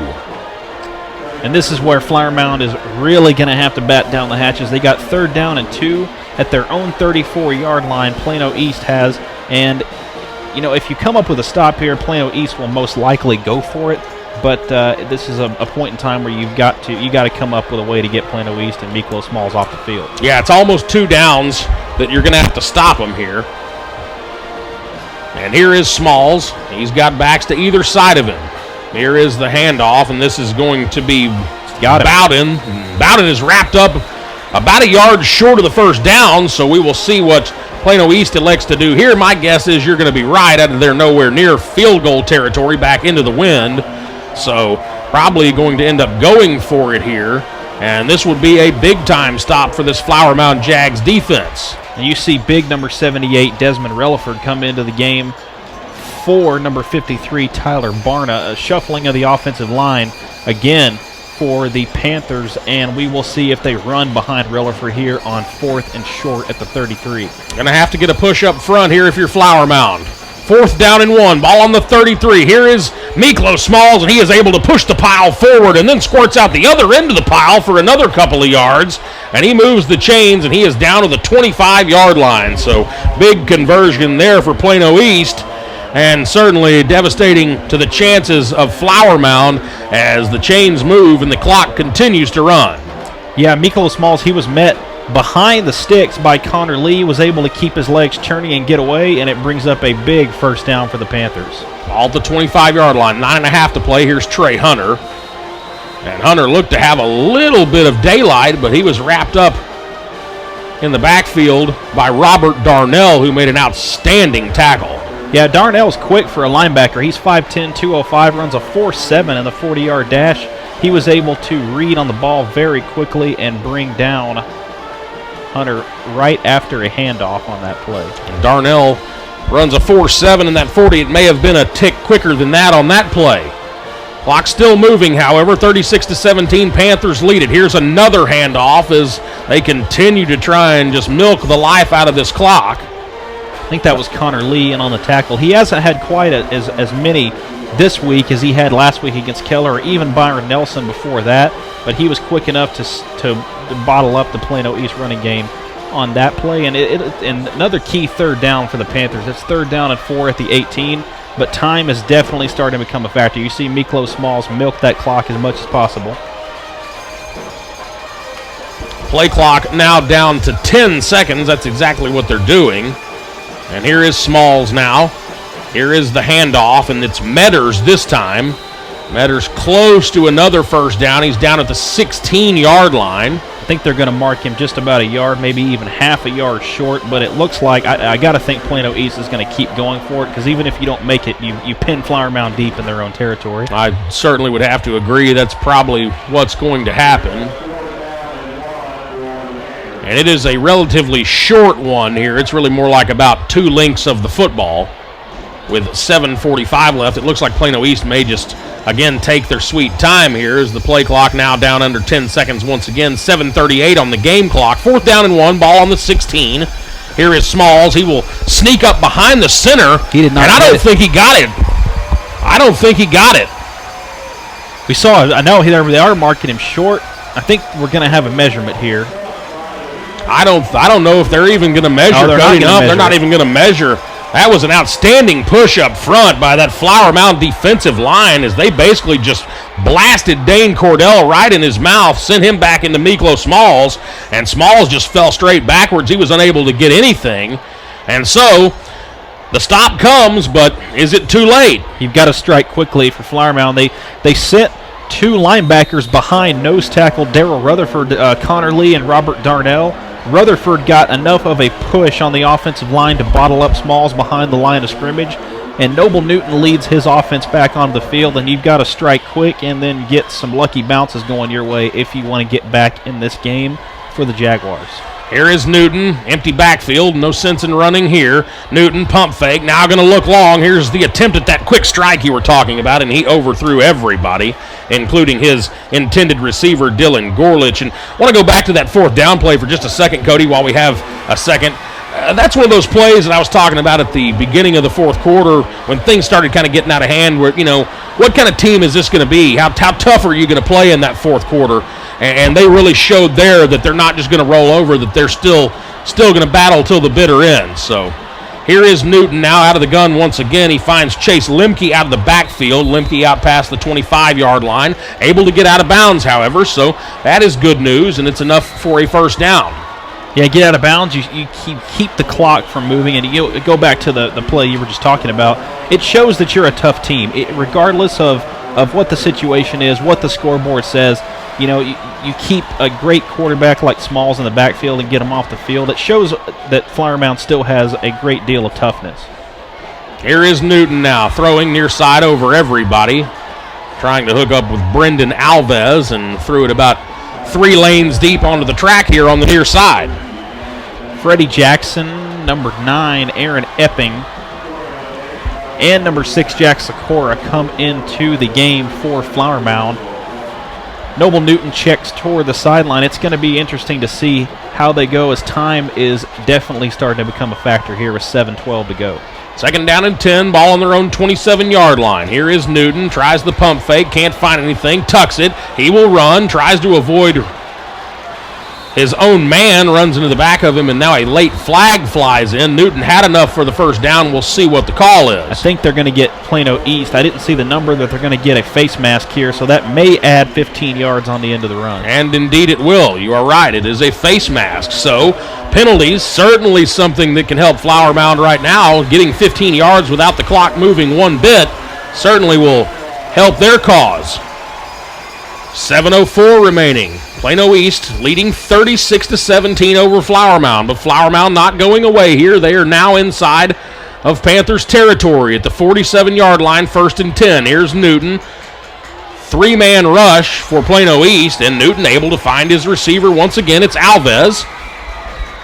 You had Alves get open on a post / a crossing route from that far side of the field. He got open in front of Jordan Williams, the corner for Plano East, and a big-time pancake block by Balin Smith and Ty Neighbors on the backside of that play to make sure that Newton had enough time to find his wide receiver. And they're working the sidelines here as Alves able to get out of bounds. 1st down and 10, ball on the 36. Another throw towards the sidelines. This one also caught, this time caught by Aaron Epping. And Epping unable to get out of bounds, but it is enough for a 1st down, so the clock will stop momentarily while they set the chains. And if there was ever a drive that was perfection whenever you really, really don't have a lot of time left, this is it. They haven't spent much time on this drive. Clock now moving again. Here is Newton. Newton looks. He is hit as he throws. Ball falls incomplete. Was almost picked off by that ball-hawking senior linebacker Christian Buchanan. He's been all over the field tonight. I think he was looking for Desmond Joy on a little bit of a curl route down near the 15-yard line, but Buchanan and Michael McNair had something to say about that, and it's going to be 2nd down and 10 at the 26 for the Jaguars. And the incompletion can almost be a blessing right there. They've been going at such a high pace, they maybe needed just a little bit of a blow. Here's Newton out of the gun once again. He will keep inside the 20, down around the 19-yard line, 18-yard line. And so it will bring up a 3rd down, but Newton makes it far more manageable with his scamper. It's a 3rd down and 1 situation. Ball on the 22-yard line with 6:10 left here in the 4th quarter. That was a good job by the junior defensive tackle Will Gary, who played half the season on JV in 2014 to keep Newton in check and bring him down after a minimal gain. Here's Lemke in the backfield behind Newton. This is a design keeper. Here is Newton. He is inside the 15, down inside the 10, around the 8-yard line. That's a good pickup by Newton. We see lots of substitutes coming on the field for Flower Mound. Freddie Jackson, the wide receiver, will come into the game on that far side of the field along with Aaron Epping. Newton's probably having to shake some cobwebs off after that last play. He got absolutely stonewalled by number 32 junior strong safety Marcus Russell. 1st down and 10. Here is Newton rolling to his right, surveys, looks, tries to find his receiver in the back corner of the end zone, just out of the outstretched hands of Brendan Alves. It falls harmlessly incomplete, but it does stop the clock. And so, with 5:31 left, it will be a 2nd down and goal situation from the 7. Plano East leading 36-17. It should be noted the Jaguars have 2 timeouts remaining. I'm doubting Plano East will require any of the 3 they have remaining. I don't see why they would use one unless there's horrendous defensive confusion. Yeah, and going back to that last play, that was a heck of a throw by Noble Newton. He put the ball perfectly near the hands of Brendan Alves and just sailed on him a little bit. Here is Newton, now looks, able to avoid the rush, now almost throws an interception. That ball almost picked off by Anthony Hines as he got one of his big paws on it over the middle, but it falls harmlessly. And so now a big 3rd down and goal from the 7-yard line. He had Aaron Epping open just across the goal line in the end zone. That just shows how long the arms of Anthony Hines are. He was able to reach up, get a hand on it, and now Flower Mound has a big 3rd down and 10 from the 7, which obviously it'll be 2-down territory at this point. No doubt a special athlete in Anthony Hines. He got his first NCAA offer from Mississippi State 2 days before the end of his 8th grade year. Here is Noble Newton now, blitz right up the middle, and this blitz will land as Newton goes down right around the line of scrimmage, but a well-timed blitz there from defensive coordinator John LeBeau, and it was Michael McNair right up the gut, and he's able to drop Newton. Yeah, Newton, it looked like it was a little bit of a delayed quarterback draw, but Michael McNair, the senior strong side linebacker, 4 tackles last week, he was not fooled. And Flower Mound is in a bit of a do-or-die situation here. 4th down and goal from the 6-yard line with 4:50 to go. That it is indeed. Need to punch it in right here. They're going to send Hauser in motion. Here's Newton looking to the near side, has his man, and it is caught for the touchdown. Wow, what a catch by Dylan Gorlick in the corner of the end zone. He's able to sky high and pluck the ball right out from under his defender. That's just using a size advantage right there. Dylan Gorlick, about 6'3" and 185 pounds, and he just used his height to get over Marcus Russell, the junior safety, in the corner of the end zone. Made a tiptoe catch, an absolutely perfect throw by Noble Newton. Flower Mound pulls to within 36-23, and the extra point is pending. And here is that extra point attempt. It is away, and it is good. And so, let's reset things for you. With 4:44 remaining, it's Plano East 36 and Flower Mound 24. And we will see what kind of onside kick we have coming here. Flower Mound with a pair of timeouts remaining, all 3 remaining for the Plano East Panthers. And we'll keep it right here during the break. And, I mean, again, this is a team that just will not go away. They've been close, and they just haven't been able to quite get over the hump yet. It seems like that 3rd quarter and early 4th quarter have kind of doomed them the last couple of weeks when they, have an ill-advised turnover here or there. If you take away the Reuben Donald pick 6, they're right in this thing. Yeah, it's 30-24, or maybe even 29-24. You take that away, but if we just go back to the first half turnovers and penalties, and mistake-free, Flower Mound is probably a couple turnovers and a few penalties away from having a double-digit lead in this game. Mistake-free Flower Mound might be looking at a 2-1 start to their season. Definitely. And I think Noble Newton's gotten a little bit better as he's gone along. The last 2 throws he's made, absolutely perfect in the corner of the end zone. And if you're looking for something to build on, if you're Dane Johnson, it's been the accuracy of your quarterback here in the second half. And he's playing his rear off here in this second half, no doubt about it, as are the rest of the Flower Mound players out there. They trail it 36-24, 4:44 left. Here is the kick. It is a squib down the middle, and it is bobbled and eventually picked up by Zadok Wilson at about the 20-yard line, but he is buried back at the 19, and don't look now, but the Jags have a little bit of momentum on their side and a pair of timeouts with 4:39 left here in the game. Yeah, it's a dangerous spot for Plano East to be in. They're down here at their own 15-yard line, and that onside kick was a little bit interesting, and it hit right between return men for Plano East. I thought Flower Mound was going to have enough steam to get to it and maybe even make a recovery. Plano East gets it nonetheless, and we'll see how the Flower Mound defense responds here with a 12-point deficit with 4.5 minutes to go. It should be noted Plano East does have some youth on offense. Miklo Small still just a junior, even though he's been on fire to start this season. He still has had some growing pains. Here is Smalls now on the keeper. He's out past the 21-yard line. Also, a pair of young running backs in Trey Hunter and Jonathan Metters, both sophomores, and a lot of times in big situations, the younger players, they can have a little trouble holding on to the football. So certainly be an opportune time for some of the Flower Mound Jaguars defenders to try and get in there and just rip one out.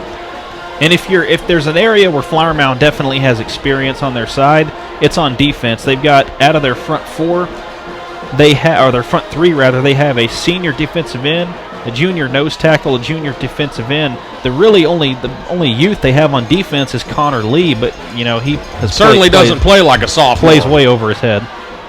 Here is Miklo Smalls now. He will throw, and Smalls has his receiver. It's Omatosho, and Omatosho has a first down, and we might get a little taunting penalty here as Omatosho was standing over his defender barking. No flag is thrown, but certainly could have been. You've got to watch out there if you're Omatosho. You've got a good pickup for a first down. He just stiff-armed Anthony Smith very, very hard on that play, but you've got to watch the trash talk a little bit, because if you take a 15-yard penalty, that's just going to help Flower Mound keep up the momentum. The clock stopped here with 3:45 left. Smalls and company break the huddle. Desmond Bowden to the right of Smalls in the backfield, 4 wide receivers. It is a fake to Bowden. Here is Smalls looking over the middle, in and out of the hands of his intended receiver. Probably should have been caught there, and that might have been ball game, as there was plenty of green in front of the intended receiver.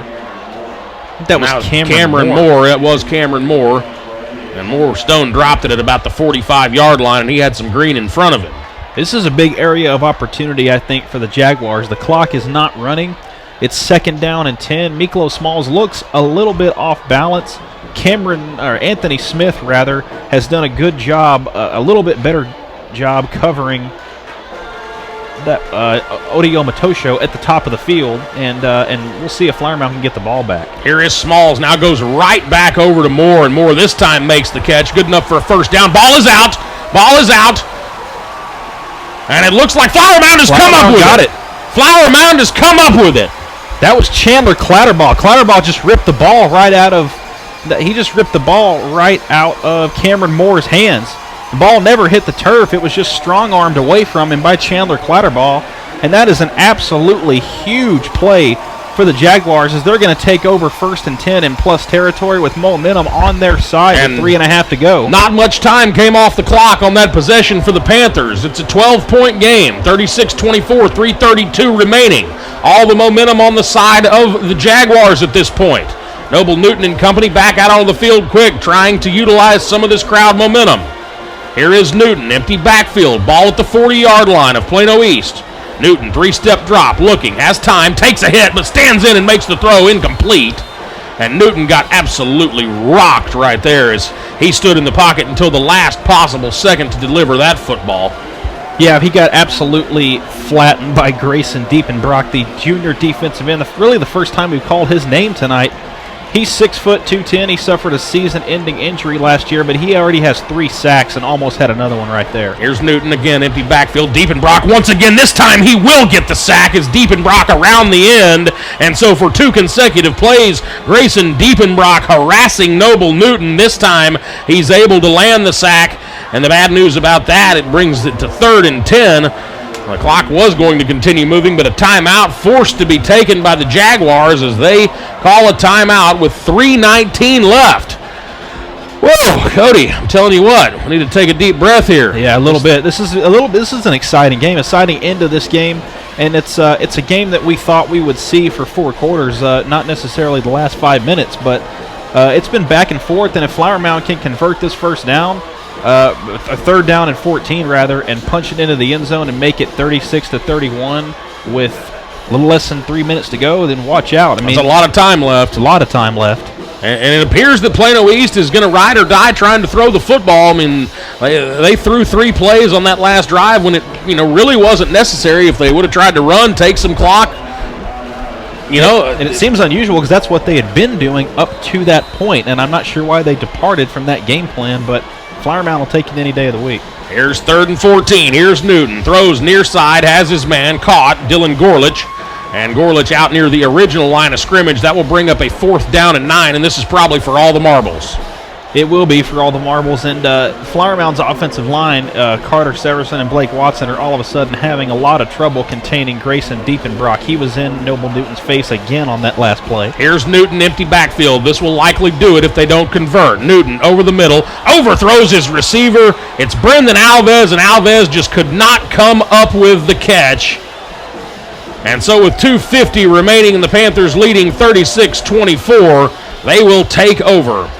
Yeah, just a missed opportunity there for the Jaguars. They had momentum on their side with a turnover, and logically it would go to say that Plano East will come back running the football this time. I thought that was what they would do on their last drive, but you never know. Ball officially marked at the 39-yard line of Plano East. Here comes Miklo Smalls.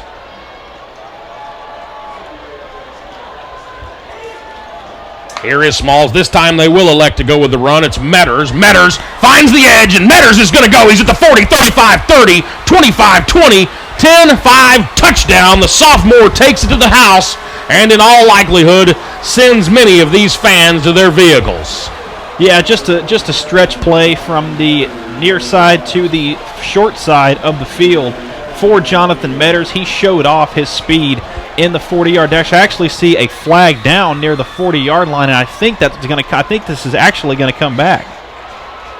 There is a flag down. You're right at about the 37-yard line on the far hash, and it is a holding penalty, so that will bring it back. I wonder if it will bring back any of the fans to their seats.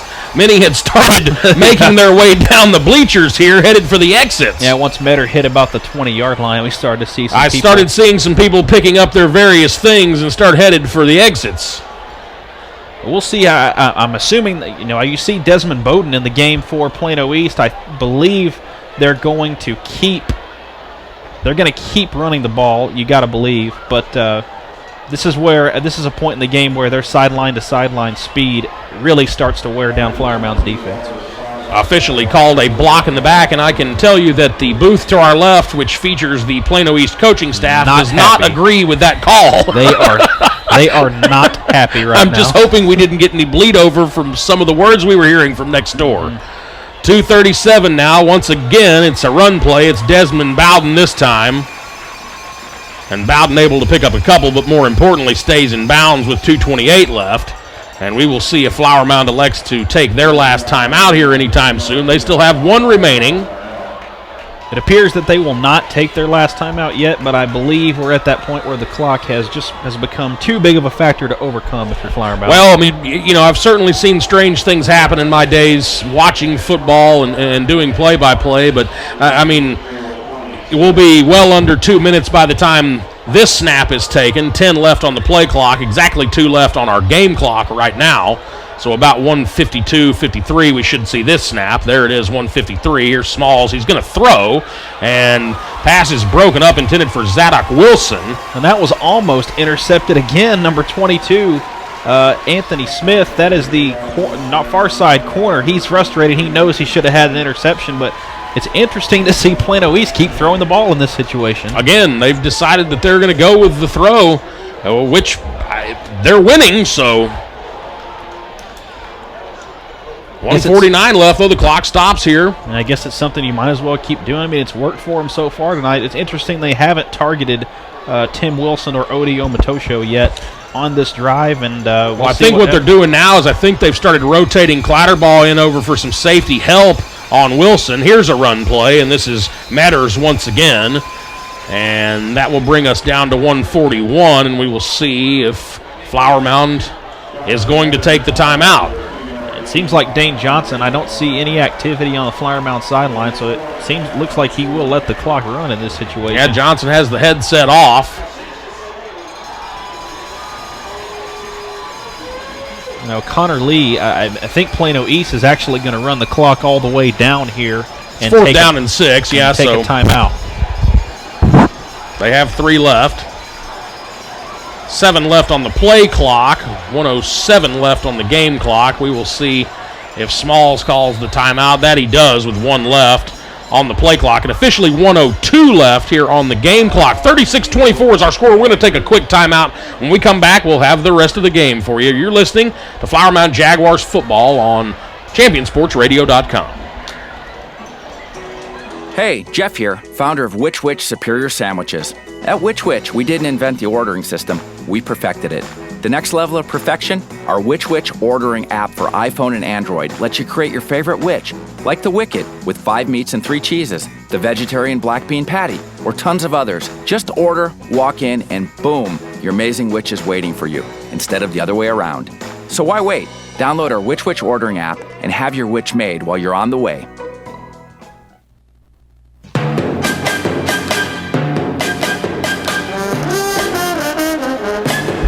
62 seconds remain here in this one. It is the Plano East Panthers 36 and the Flower Mound Jaguars 24. I'm Eli Jordan with my broadcast partner for tonight, Cody Barfing. Make sure you stick around for the In Command Broadcasting postgame show. We'll have a final recap and some scores from around the area. Right now it is Miklo Smalls and a 4th down and 6. Ball on the Flower Mound 37-yard line, and it is Smalls looking to convert and put the nail in the coffin here tonight. Here's Smalls. He will throw. Blitz coming. And it is Connor Lee all the way back at the 45-yard line. Ball is out. I believe they're going to rule Smalls down. But Connor Lee relentless there on that sack and a huge loss. Yeah, Connor Lee just blitzed just absolutely uncontested. Looked like he was shot out of a cannon. Oh, definitely. He showed off. I'm not exactly sure what his 40-yard dash time, but it looked like it was about a 4.5 right there. He gets Miklo Smalls for probably had to be at least a 20 or 25-yard loss, and Smalls wasn't protecting the football particularly well. If that would have come out and Flower Mound could have returned it for a touchdown, it would have been a crazy ending to this game. Certainly would have changed things pretty quick. And we still may have one. Flower Mound's in a spot where they could score in one play, and we great would still field have, position, no doubt. Yeah, and we'd still have about 50 seconds left, and Flower Mound still has that one timeout. Well, let's see if they can get anything going here. I see Zach Welch is on the field now for Noble Newton, the quarterback. It is Welch. I'm guessing Welch maybe has the better arm and can get one further down the field in a hurry.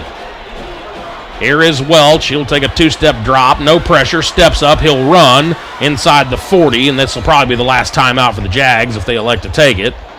I see, Dane Johnson. They finally do. Yeah, Dane Johnson is calling it.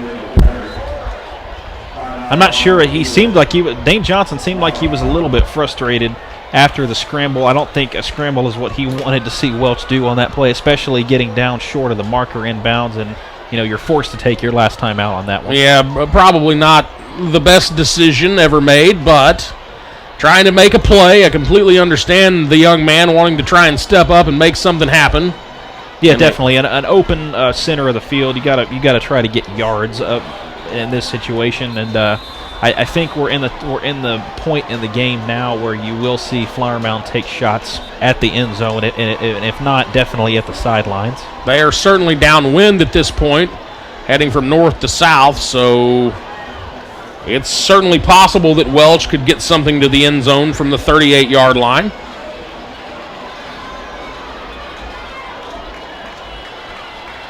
43 ticks remaining. False start. Here's a false start, so that order just became a little taller for Zach Welch, getting one all the way to the end zone as they will move back 5 yards. It didn't look like the right tackle. It didn't look like he jumped at all. I think he just lost his footing a little bit in his stance and stumbled forward, but it's a false start call nonetheless. The legs start to burn on you a little bit late in the fourth quarter.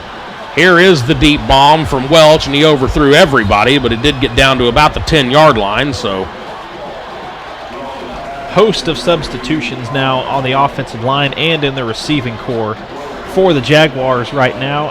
Dylan Tillotson just came back into the game for Flower Mound, and a big-time disadvantage at the end here when you're trying to get one in the end zone with this hard of a wind at your back is the ball's really going to sail on you a little bit, and it looked like that's what happened on the last play for Zach Welch. 3rd down and 9 now. Ball on the 43-yard line. 38 seconds remaining here in this one. Flower Mound trying to mount a late comeback. And again, the ball sails over the intended receiver, trying to hook up there with Tyler Tedderton. Yeah, Tedderton had a little bit of a stop-and-go route. Welch let the ball go on the stop portion of that route. He had Tedderton open, and it looks like Flower Mound they're just going to end up punting this ball away, I believe. Or are they going to attempt a field goal? He got the wind at his back. Why not, I guess? Well, this would be some kind of long field goal from Josh Grant. Ball on the 43, so it'll be a 53, about a 60-yarder. Grant puts the boot to it. It is up. It's not even close. It's about 10 yards short. And so the field goal attempt goes for naught. And I'm not so sure that wasn't just an attempt to get Josh Grant a ridiculously long field goal to put in his record book. right. And your points, it won't get you to within one score. No. But it'll just give you some momentum to build on for next week. And Flower Mound with no timeouts left, we will see... I would assume the victory formation. I'm guessing you're going to see Miklo Smalls taking a knee here. No timeouts left for the Jags. 27 seconds left, so it will require a pair of snaps here from Smalls. That's exactly what we've got. Smalls under the center for just the second time tonight. The first time we saw it was on the quarterback sneak, where he was stuffed for a loss. We will see the victory formation here for Plano East. A hard-fought game by both of these teams. A competitive game in the second half, and it's turned into, down the stretch, what we thought we would see for 4 quarters as the teams are lining up for the handshake right now. And that'll do it. Miklo Smalls takes the knee. Our clock down to 10 seconds left. And your final here tonight is going to be 36-24. The Plano East Panthers defeat the Flower Mound Jaguars. And both the teams are making their way across right now. And we are going to come back here in just a moment with the In Command Broadcasting post-game show. We'll have a final score recap. We'll also get you all the updated stats from this game and get you some scores from around the area. We'll also look ahead to next week when the Flower Mound Jaguars face the McKinney-Boyd Broncos. We'll do all that right after this. You're listening to Flower Mound Football right here on Champion Sports Radio. This broadcast is under the direction and is copywritten by Champion Sports Radio. Any rebroadcast, retransmission, or use of the audio stream, and any and all other use of the accounts of this broadcast without the direct written consent and permission of Champion Sports Radio is strictly prohibited. All rights are reserved by Champion Sports Radio and ChampionSportsRadio.com. This is a presentation of Champion Sports Radio, your home for championship broadcasts.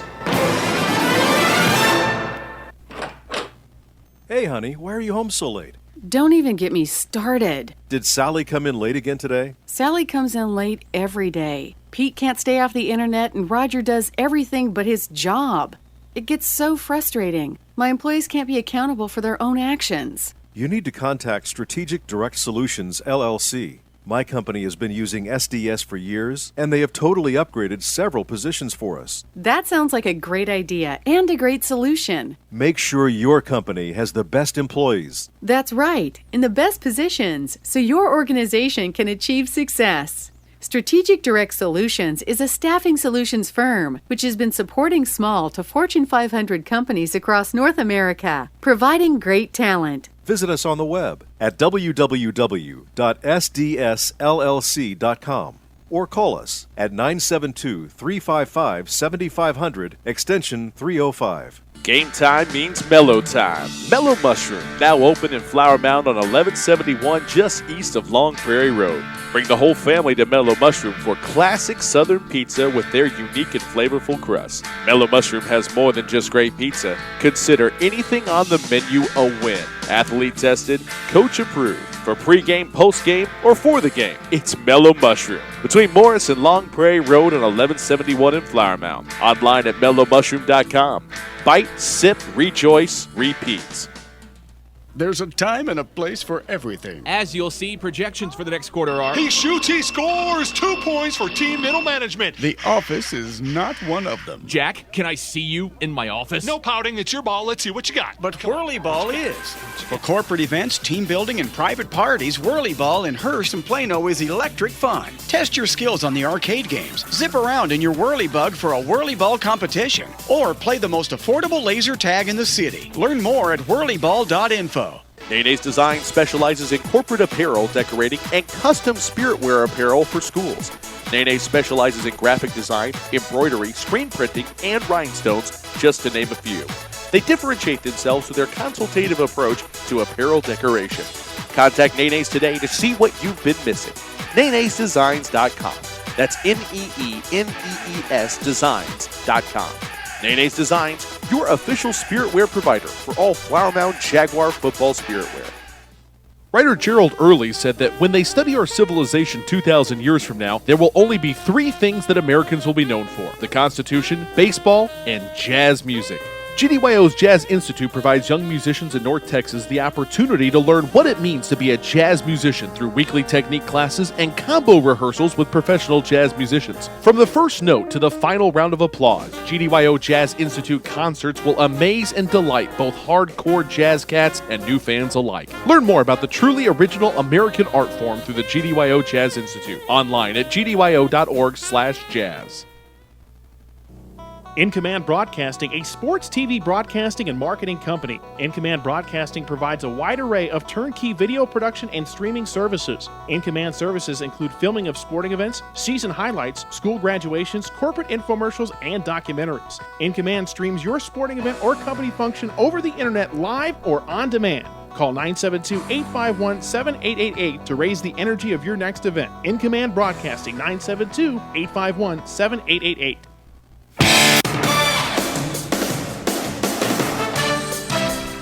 Let me leave crowd on.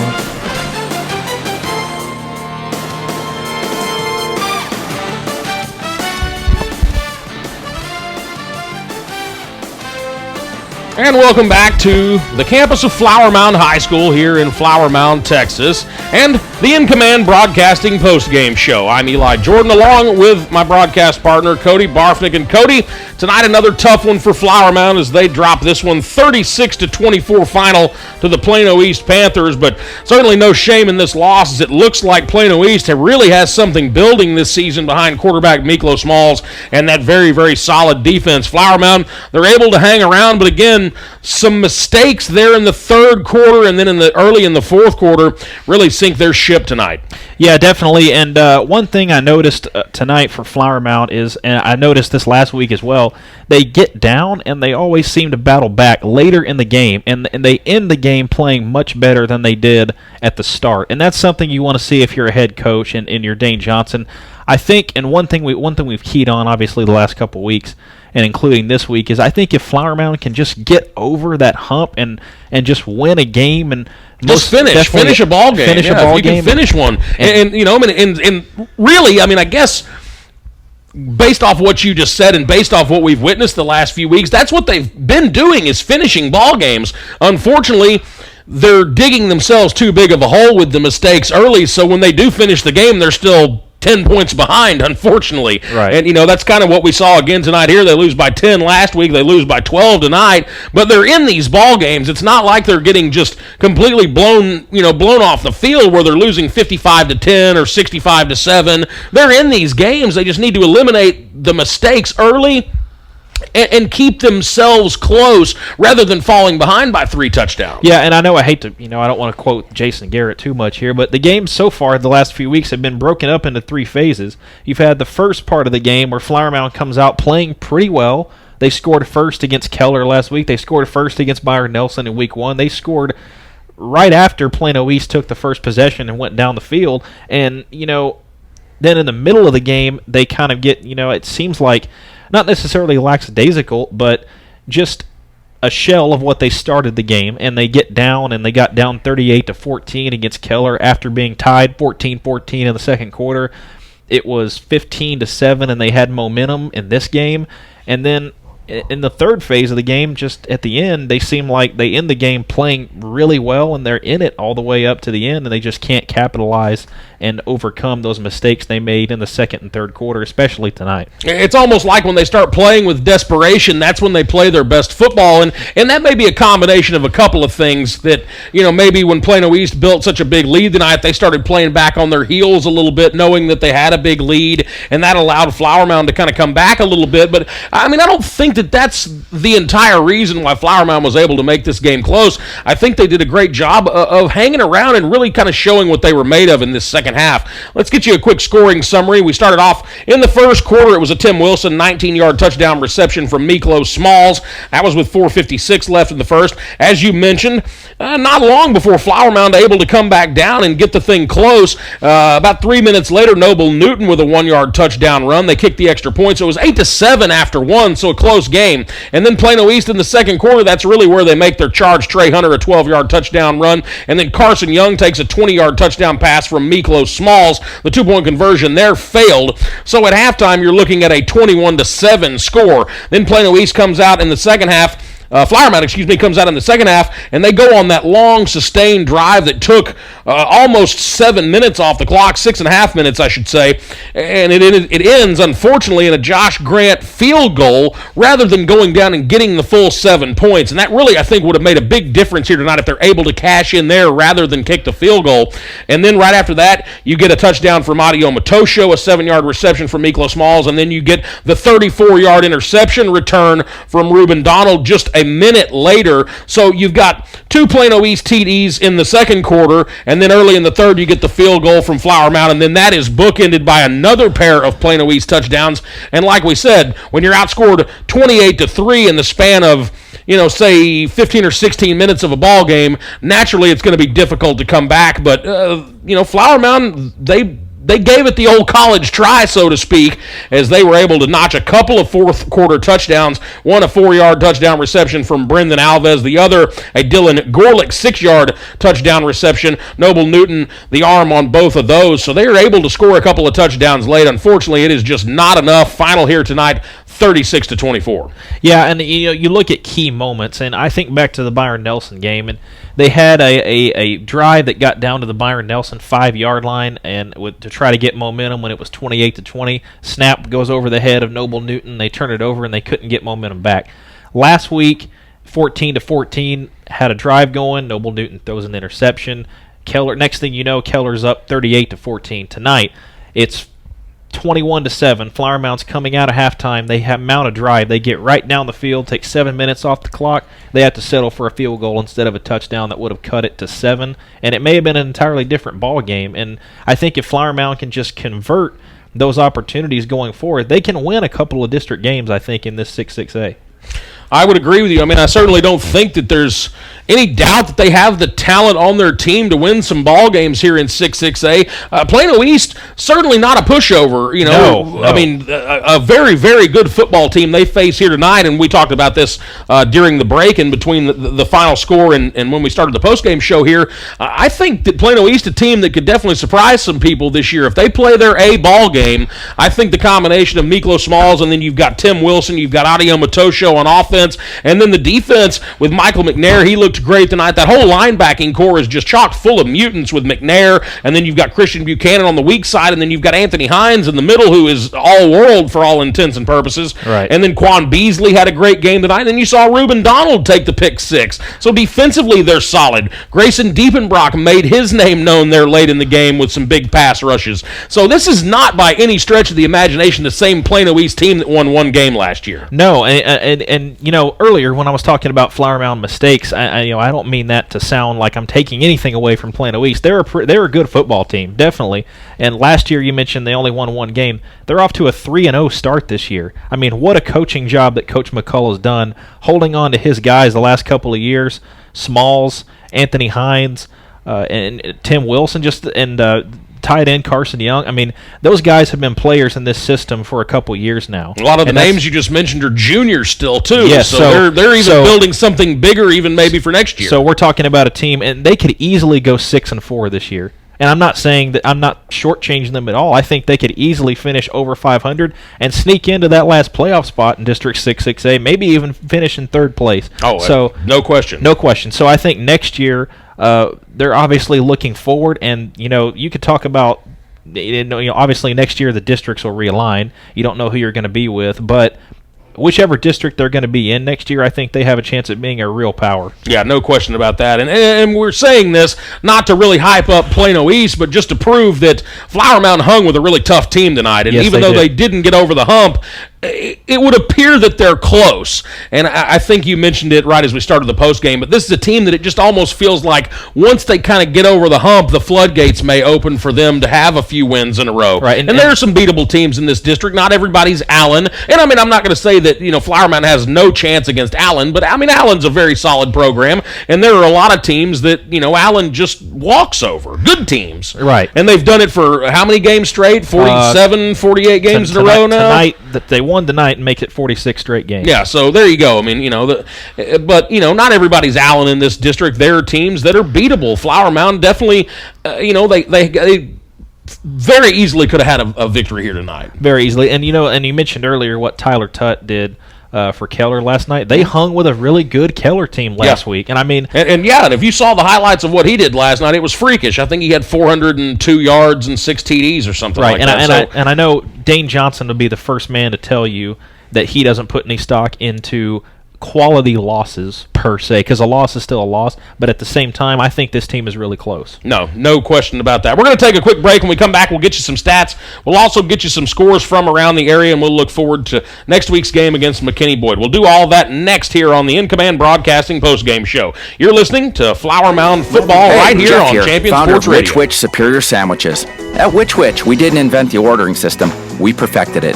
The next level of perfection, our Which ordering app for iPhone and Android lets you create your favorite Which, like the Wicked with 5 meats and 3 cheeses, the vegetarian black bean patty, or tons of others. Just order, walk in, and boom, your amazing Which is waiting for you, instead of the other way around. So why wait? Download our Which ordering app and have your Which made while you're on the way. Hey, Jeff here, founder of Which Superior Sandwiches. At Which we didn't invent the ordering system, we perfected it. The next level of perfection, our Which ordering app for iPhone and Android lets you create your favorite Which, like the Wicked with 5 meats and 3 cheeses, the vegetarian black bean patty, or tons of others. Just order, walk in, and boom, your amazing Which is waiting for you, instead of the other way around. So why wait? Download our Which ordering app and have your Which made while you're on the way. Point of Origin Design is your one-stop shop for all your apparel, promotional, event, or team uniform needs. Point of Origin Design is a full-service design and logo creation company that offers a wide variety of imprintable and embroidered products. With competitive pricing and quality work, you can't go wrong with Point of Origin Design. It's always best to start at the right point, so visit them online at pointoforigindesign.com. Let them help you plan your next promotional item or design your next t-shirt. That's online at pointoforigindesign.com. Stay up on all the latest news about the teams you care about and know when your favorite games are on the air thanks to Champion Sports Radio social media. Either follow @Champion Sports on Twitter or like our Facebook page at facebook.com/ChampionSportsRadio, and you will know what time your game starts, who was named Player of the Week, or what your school's alumni are doing in college. That's on Twitter @Champion Sports. and Facebook.com/Champion Sports Radio, your home for championship social media.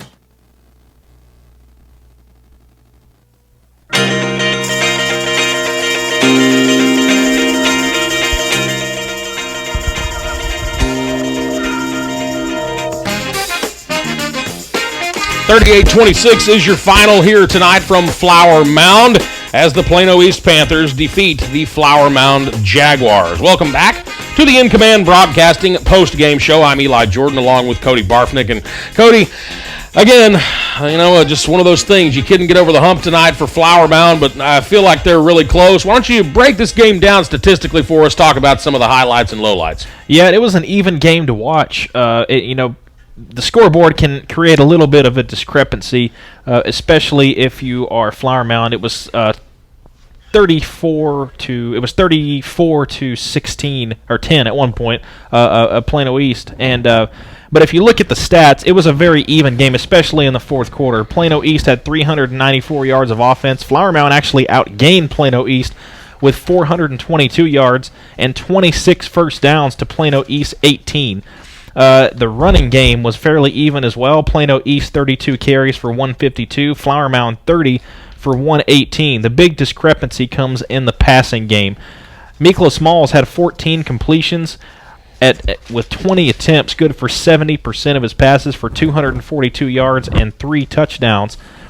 Noble Newton for Flower Mound, 24 of 42 for 249 with 2 touchdowns, but those 2 costly interceptions, including the key pick 6 in the second half, is really what doomed Flower Mound in this game, along with penalties. Flower Mound 6 for 42, Plano East 8 for 73, but that could be a little bit of a deceiving stat because Flower Mound's penalties, the 6 for 42, came at such crucial moments when they were trying to mount a drive and just really couldn't get it going because they had to move in reverse a little bit because of false starts and holding penalties. Each team had 1 fumble, and they lost each one of them.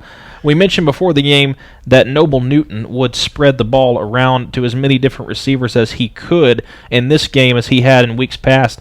And let's see, how many guys did he get involved? 1, 2, 3, 4, 5, 6, 7, 8 different receivers in this game, matching the second highest total for the year. He got 10 involved last week, and Flower Mound had 8 different players running the ball as well. So Flower Mound did what they could to keep Plano East's defense and Anthony. I think they did a fairly good job, actually, Eli, of keeping Anthony Hines off his game a little bit. I mean, they lined up Hayden Hauser, Desmond Joy, Freddie Jackson up on him, made him get back deep in pass coverage, and I really think that played to Noble Newton's advantage. It's just the turnovers and the penalties were just ended up being too costly, and Plano East's offense was able to impose their will in the middle of the game against the Jaguar defense, and that's ultimately what I think made the difference in this game tonight. Yeah, certainly. I wouldn't disagree with you there one bit. I mean, I think you're spot on when it comes to Anthony Hines. I feel like they used some of the smaller receivers to kind of mirror him and then use some motion as well, like Hayden Hauser was in motion a good bit here tonight, and I think that kind of threw Hines off of his game just a little bit where he was unable to really get up next to the line of scrimmage and do what he likes to do, which is wreak havoc in the backfield. He likes to try and jump those snap counts, and I feel like they did a good job of preventing him from doing that here tonight. That being said, he's still an outstanding football player, and I'm glad we don't see him again this year. But, again, one of those things where I feel like Flower Mound is very, very close. They've got plenty of talent. They just need to get over the hump just a little bit. We're going to take another break. When we come back on the In Command Broadcasting post-game show, we'll get you scores from around the area, and we'll wrap this thing up. I'm Eli Jordan, and Cody Barfnick will be back here momentarily. You're listening to Flower Mound Football right here on Champion Sports Radio. Rapid Med Urgent Care Center in Highland Village provides Southern Denton County families with state-of-the-art emergency medical care right in your neighborhood. From checkups to broken bones, school vaccinations, sports physicals, and more, you can count on Rapid Med for all of your medical needs. Rapid Med is proud to provide the latest in concussion management through the IMPACT program in partnership with the Texas Health Sports Network. Rapid Med Urgent Care Center is dedicated to providing you with quality care quickly. Visit rapidmed.com. Are you tired of only spending time as a family huddled around the TV? Would you like to enjoy some culture with your loved ones without breaking the bank? Then let me introduce you to the Greater Dallas Youth Orchestra. The GDYO provides music education and performance opportunities for musically talented youth, but this is no kids' concert. The GDYO comprises 7 different ensembles made up of over 425 talented musicians ages 8 to 18, representing more than 50 communities in North Texas. You won't believe how amazing these ensembles sound until you hear it for yourself. So join them for one of their concerts at the Meyerson Symphony Center or Dallas City Performance Hall. For more information on how to make a donation, as well as a listing of upcoming GDYO concerts, visit gdyo.org. And if you know a talented young musician interested in an unbelievable experience, auditions take place in the spring. Connect with the Greater Dallas Youth Orchestra on Facebook, Twitter, LinkedIn, and at gdyo.org.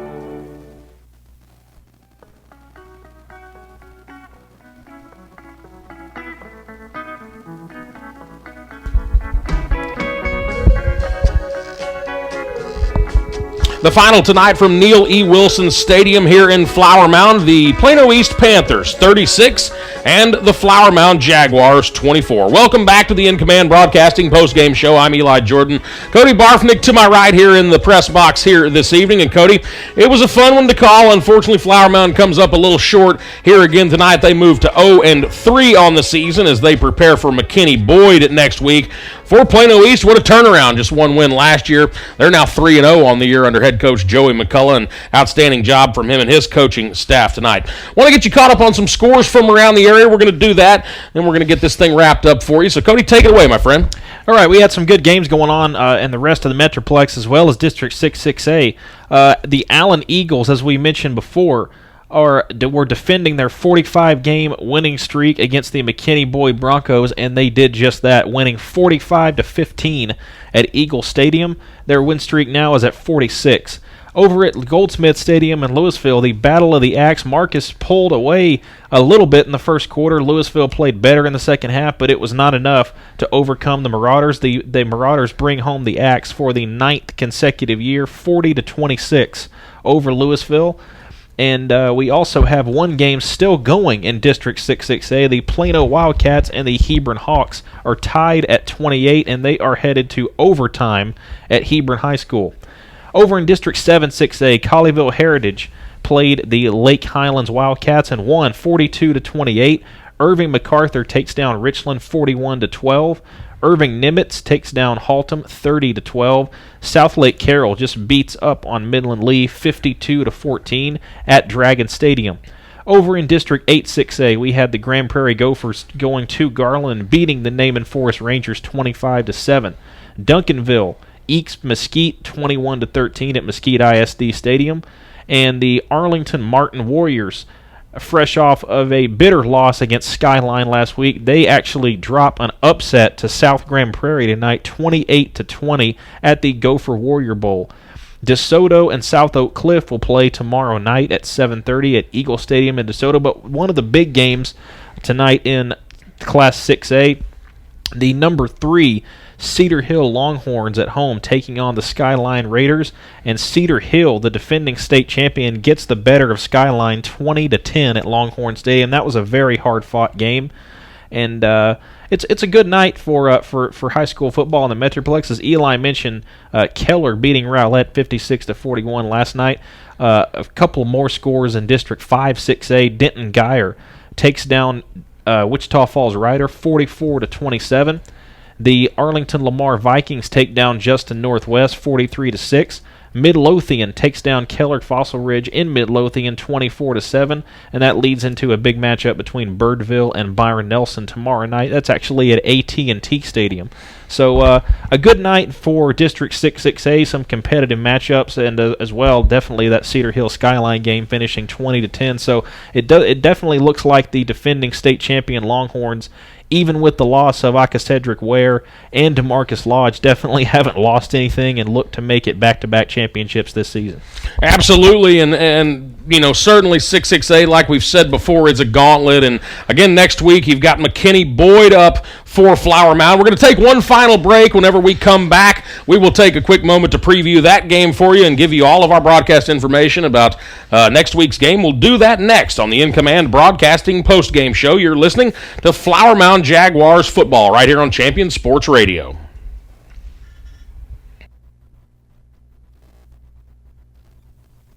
Many heart conditions can be fixed, but many of us don't know we have a problem until it's too late. On April 2, 2009, Zachary Schraw, a 16-year-old sophomore offensive lineman, died of sudden cardiac arrest, the number one cause of death among student athletes. Like so many SCA victims, Zach had no heart issues, nor did anyone in his family. If Zach had an echocardiogram, he might have been able to avoid suffering a condition that takes 10,000 of our youth each year.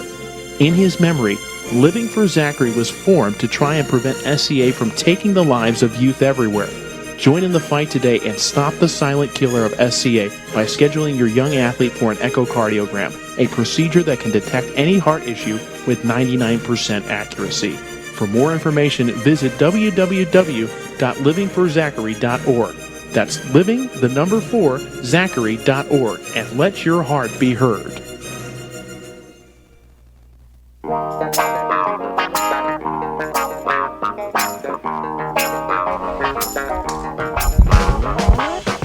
It is a final from Neil E. Wilson Stadium. It is a 36-24 win for the Plano East Panthers over the Flower Mound Jaguars. And back with you one final time here as we wrap up the In Command Broadcasting post-game show. I'm Eli Jordan. Cody Barfnick with me here in the press box for this one this evening.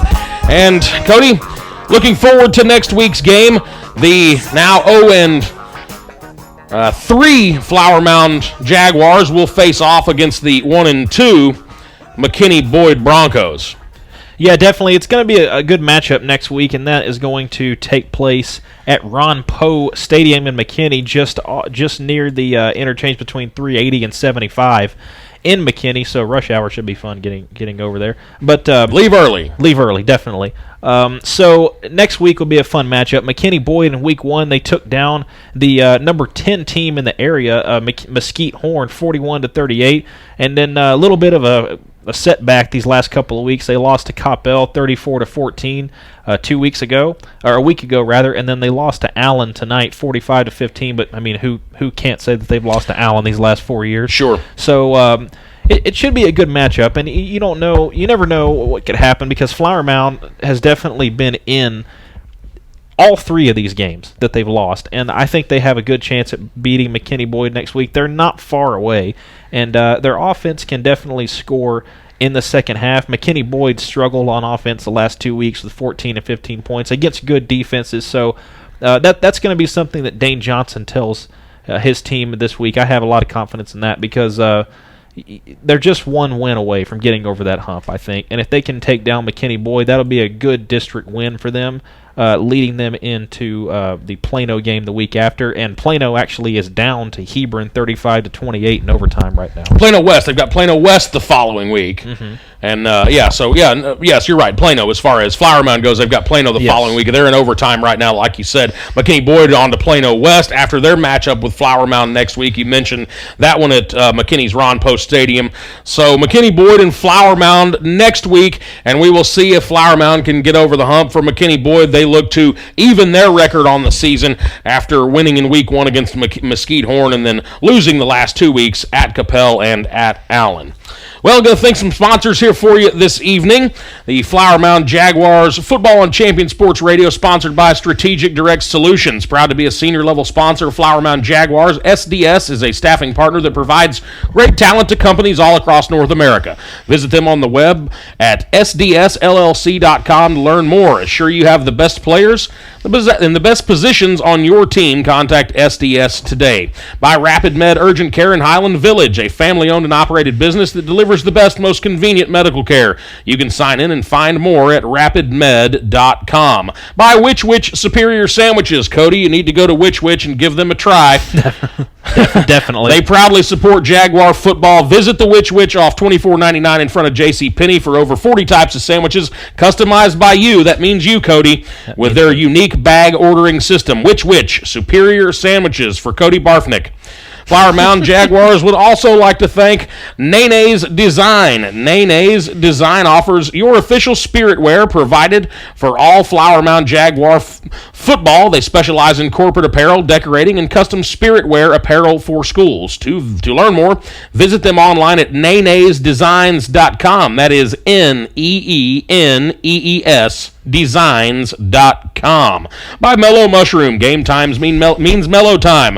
Mellow Mushroom, now open in Flower Mound on 1171 just east of Long Prairie Road. Athlete tested, coach approved for pregame, postgame, or for the game. It's Mellow Mushroom. Bite, sip, rejoice, repeat. By Point of Origin Design, a full-service design and logo creation company that offers a wide variety of imprintable and embroidered products. Online at pointoforigindesign.com. And finally, by the Greater Dallas Youth Orchestra and the new GDYO Jazz Institute. Enjoy a cultural experience with your family without breaking the bank. Visit gdyo.org for more information. Also, don't forget to follow us on social media.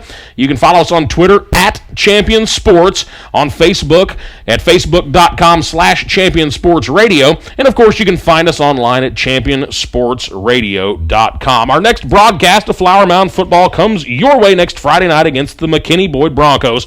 Kickoff for that game at 7:30. We'll be on the air at 7 o'clock sharp with Jaguars countdown to kickoff. For my broadcast partner, Cody Barfnick, I'm Eli Jordan. This has been a production of Champion Sports Radio. Your final score tonight is the Plano East Panthers 36 and the Flower Mound Jaguars 24. Until next time, take care and good night from Neil E. Wilson Stadium here in Flower Mound.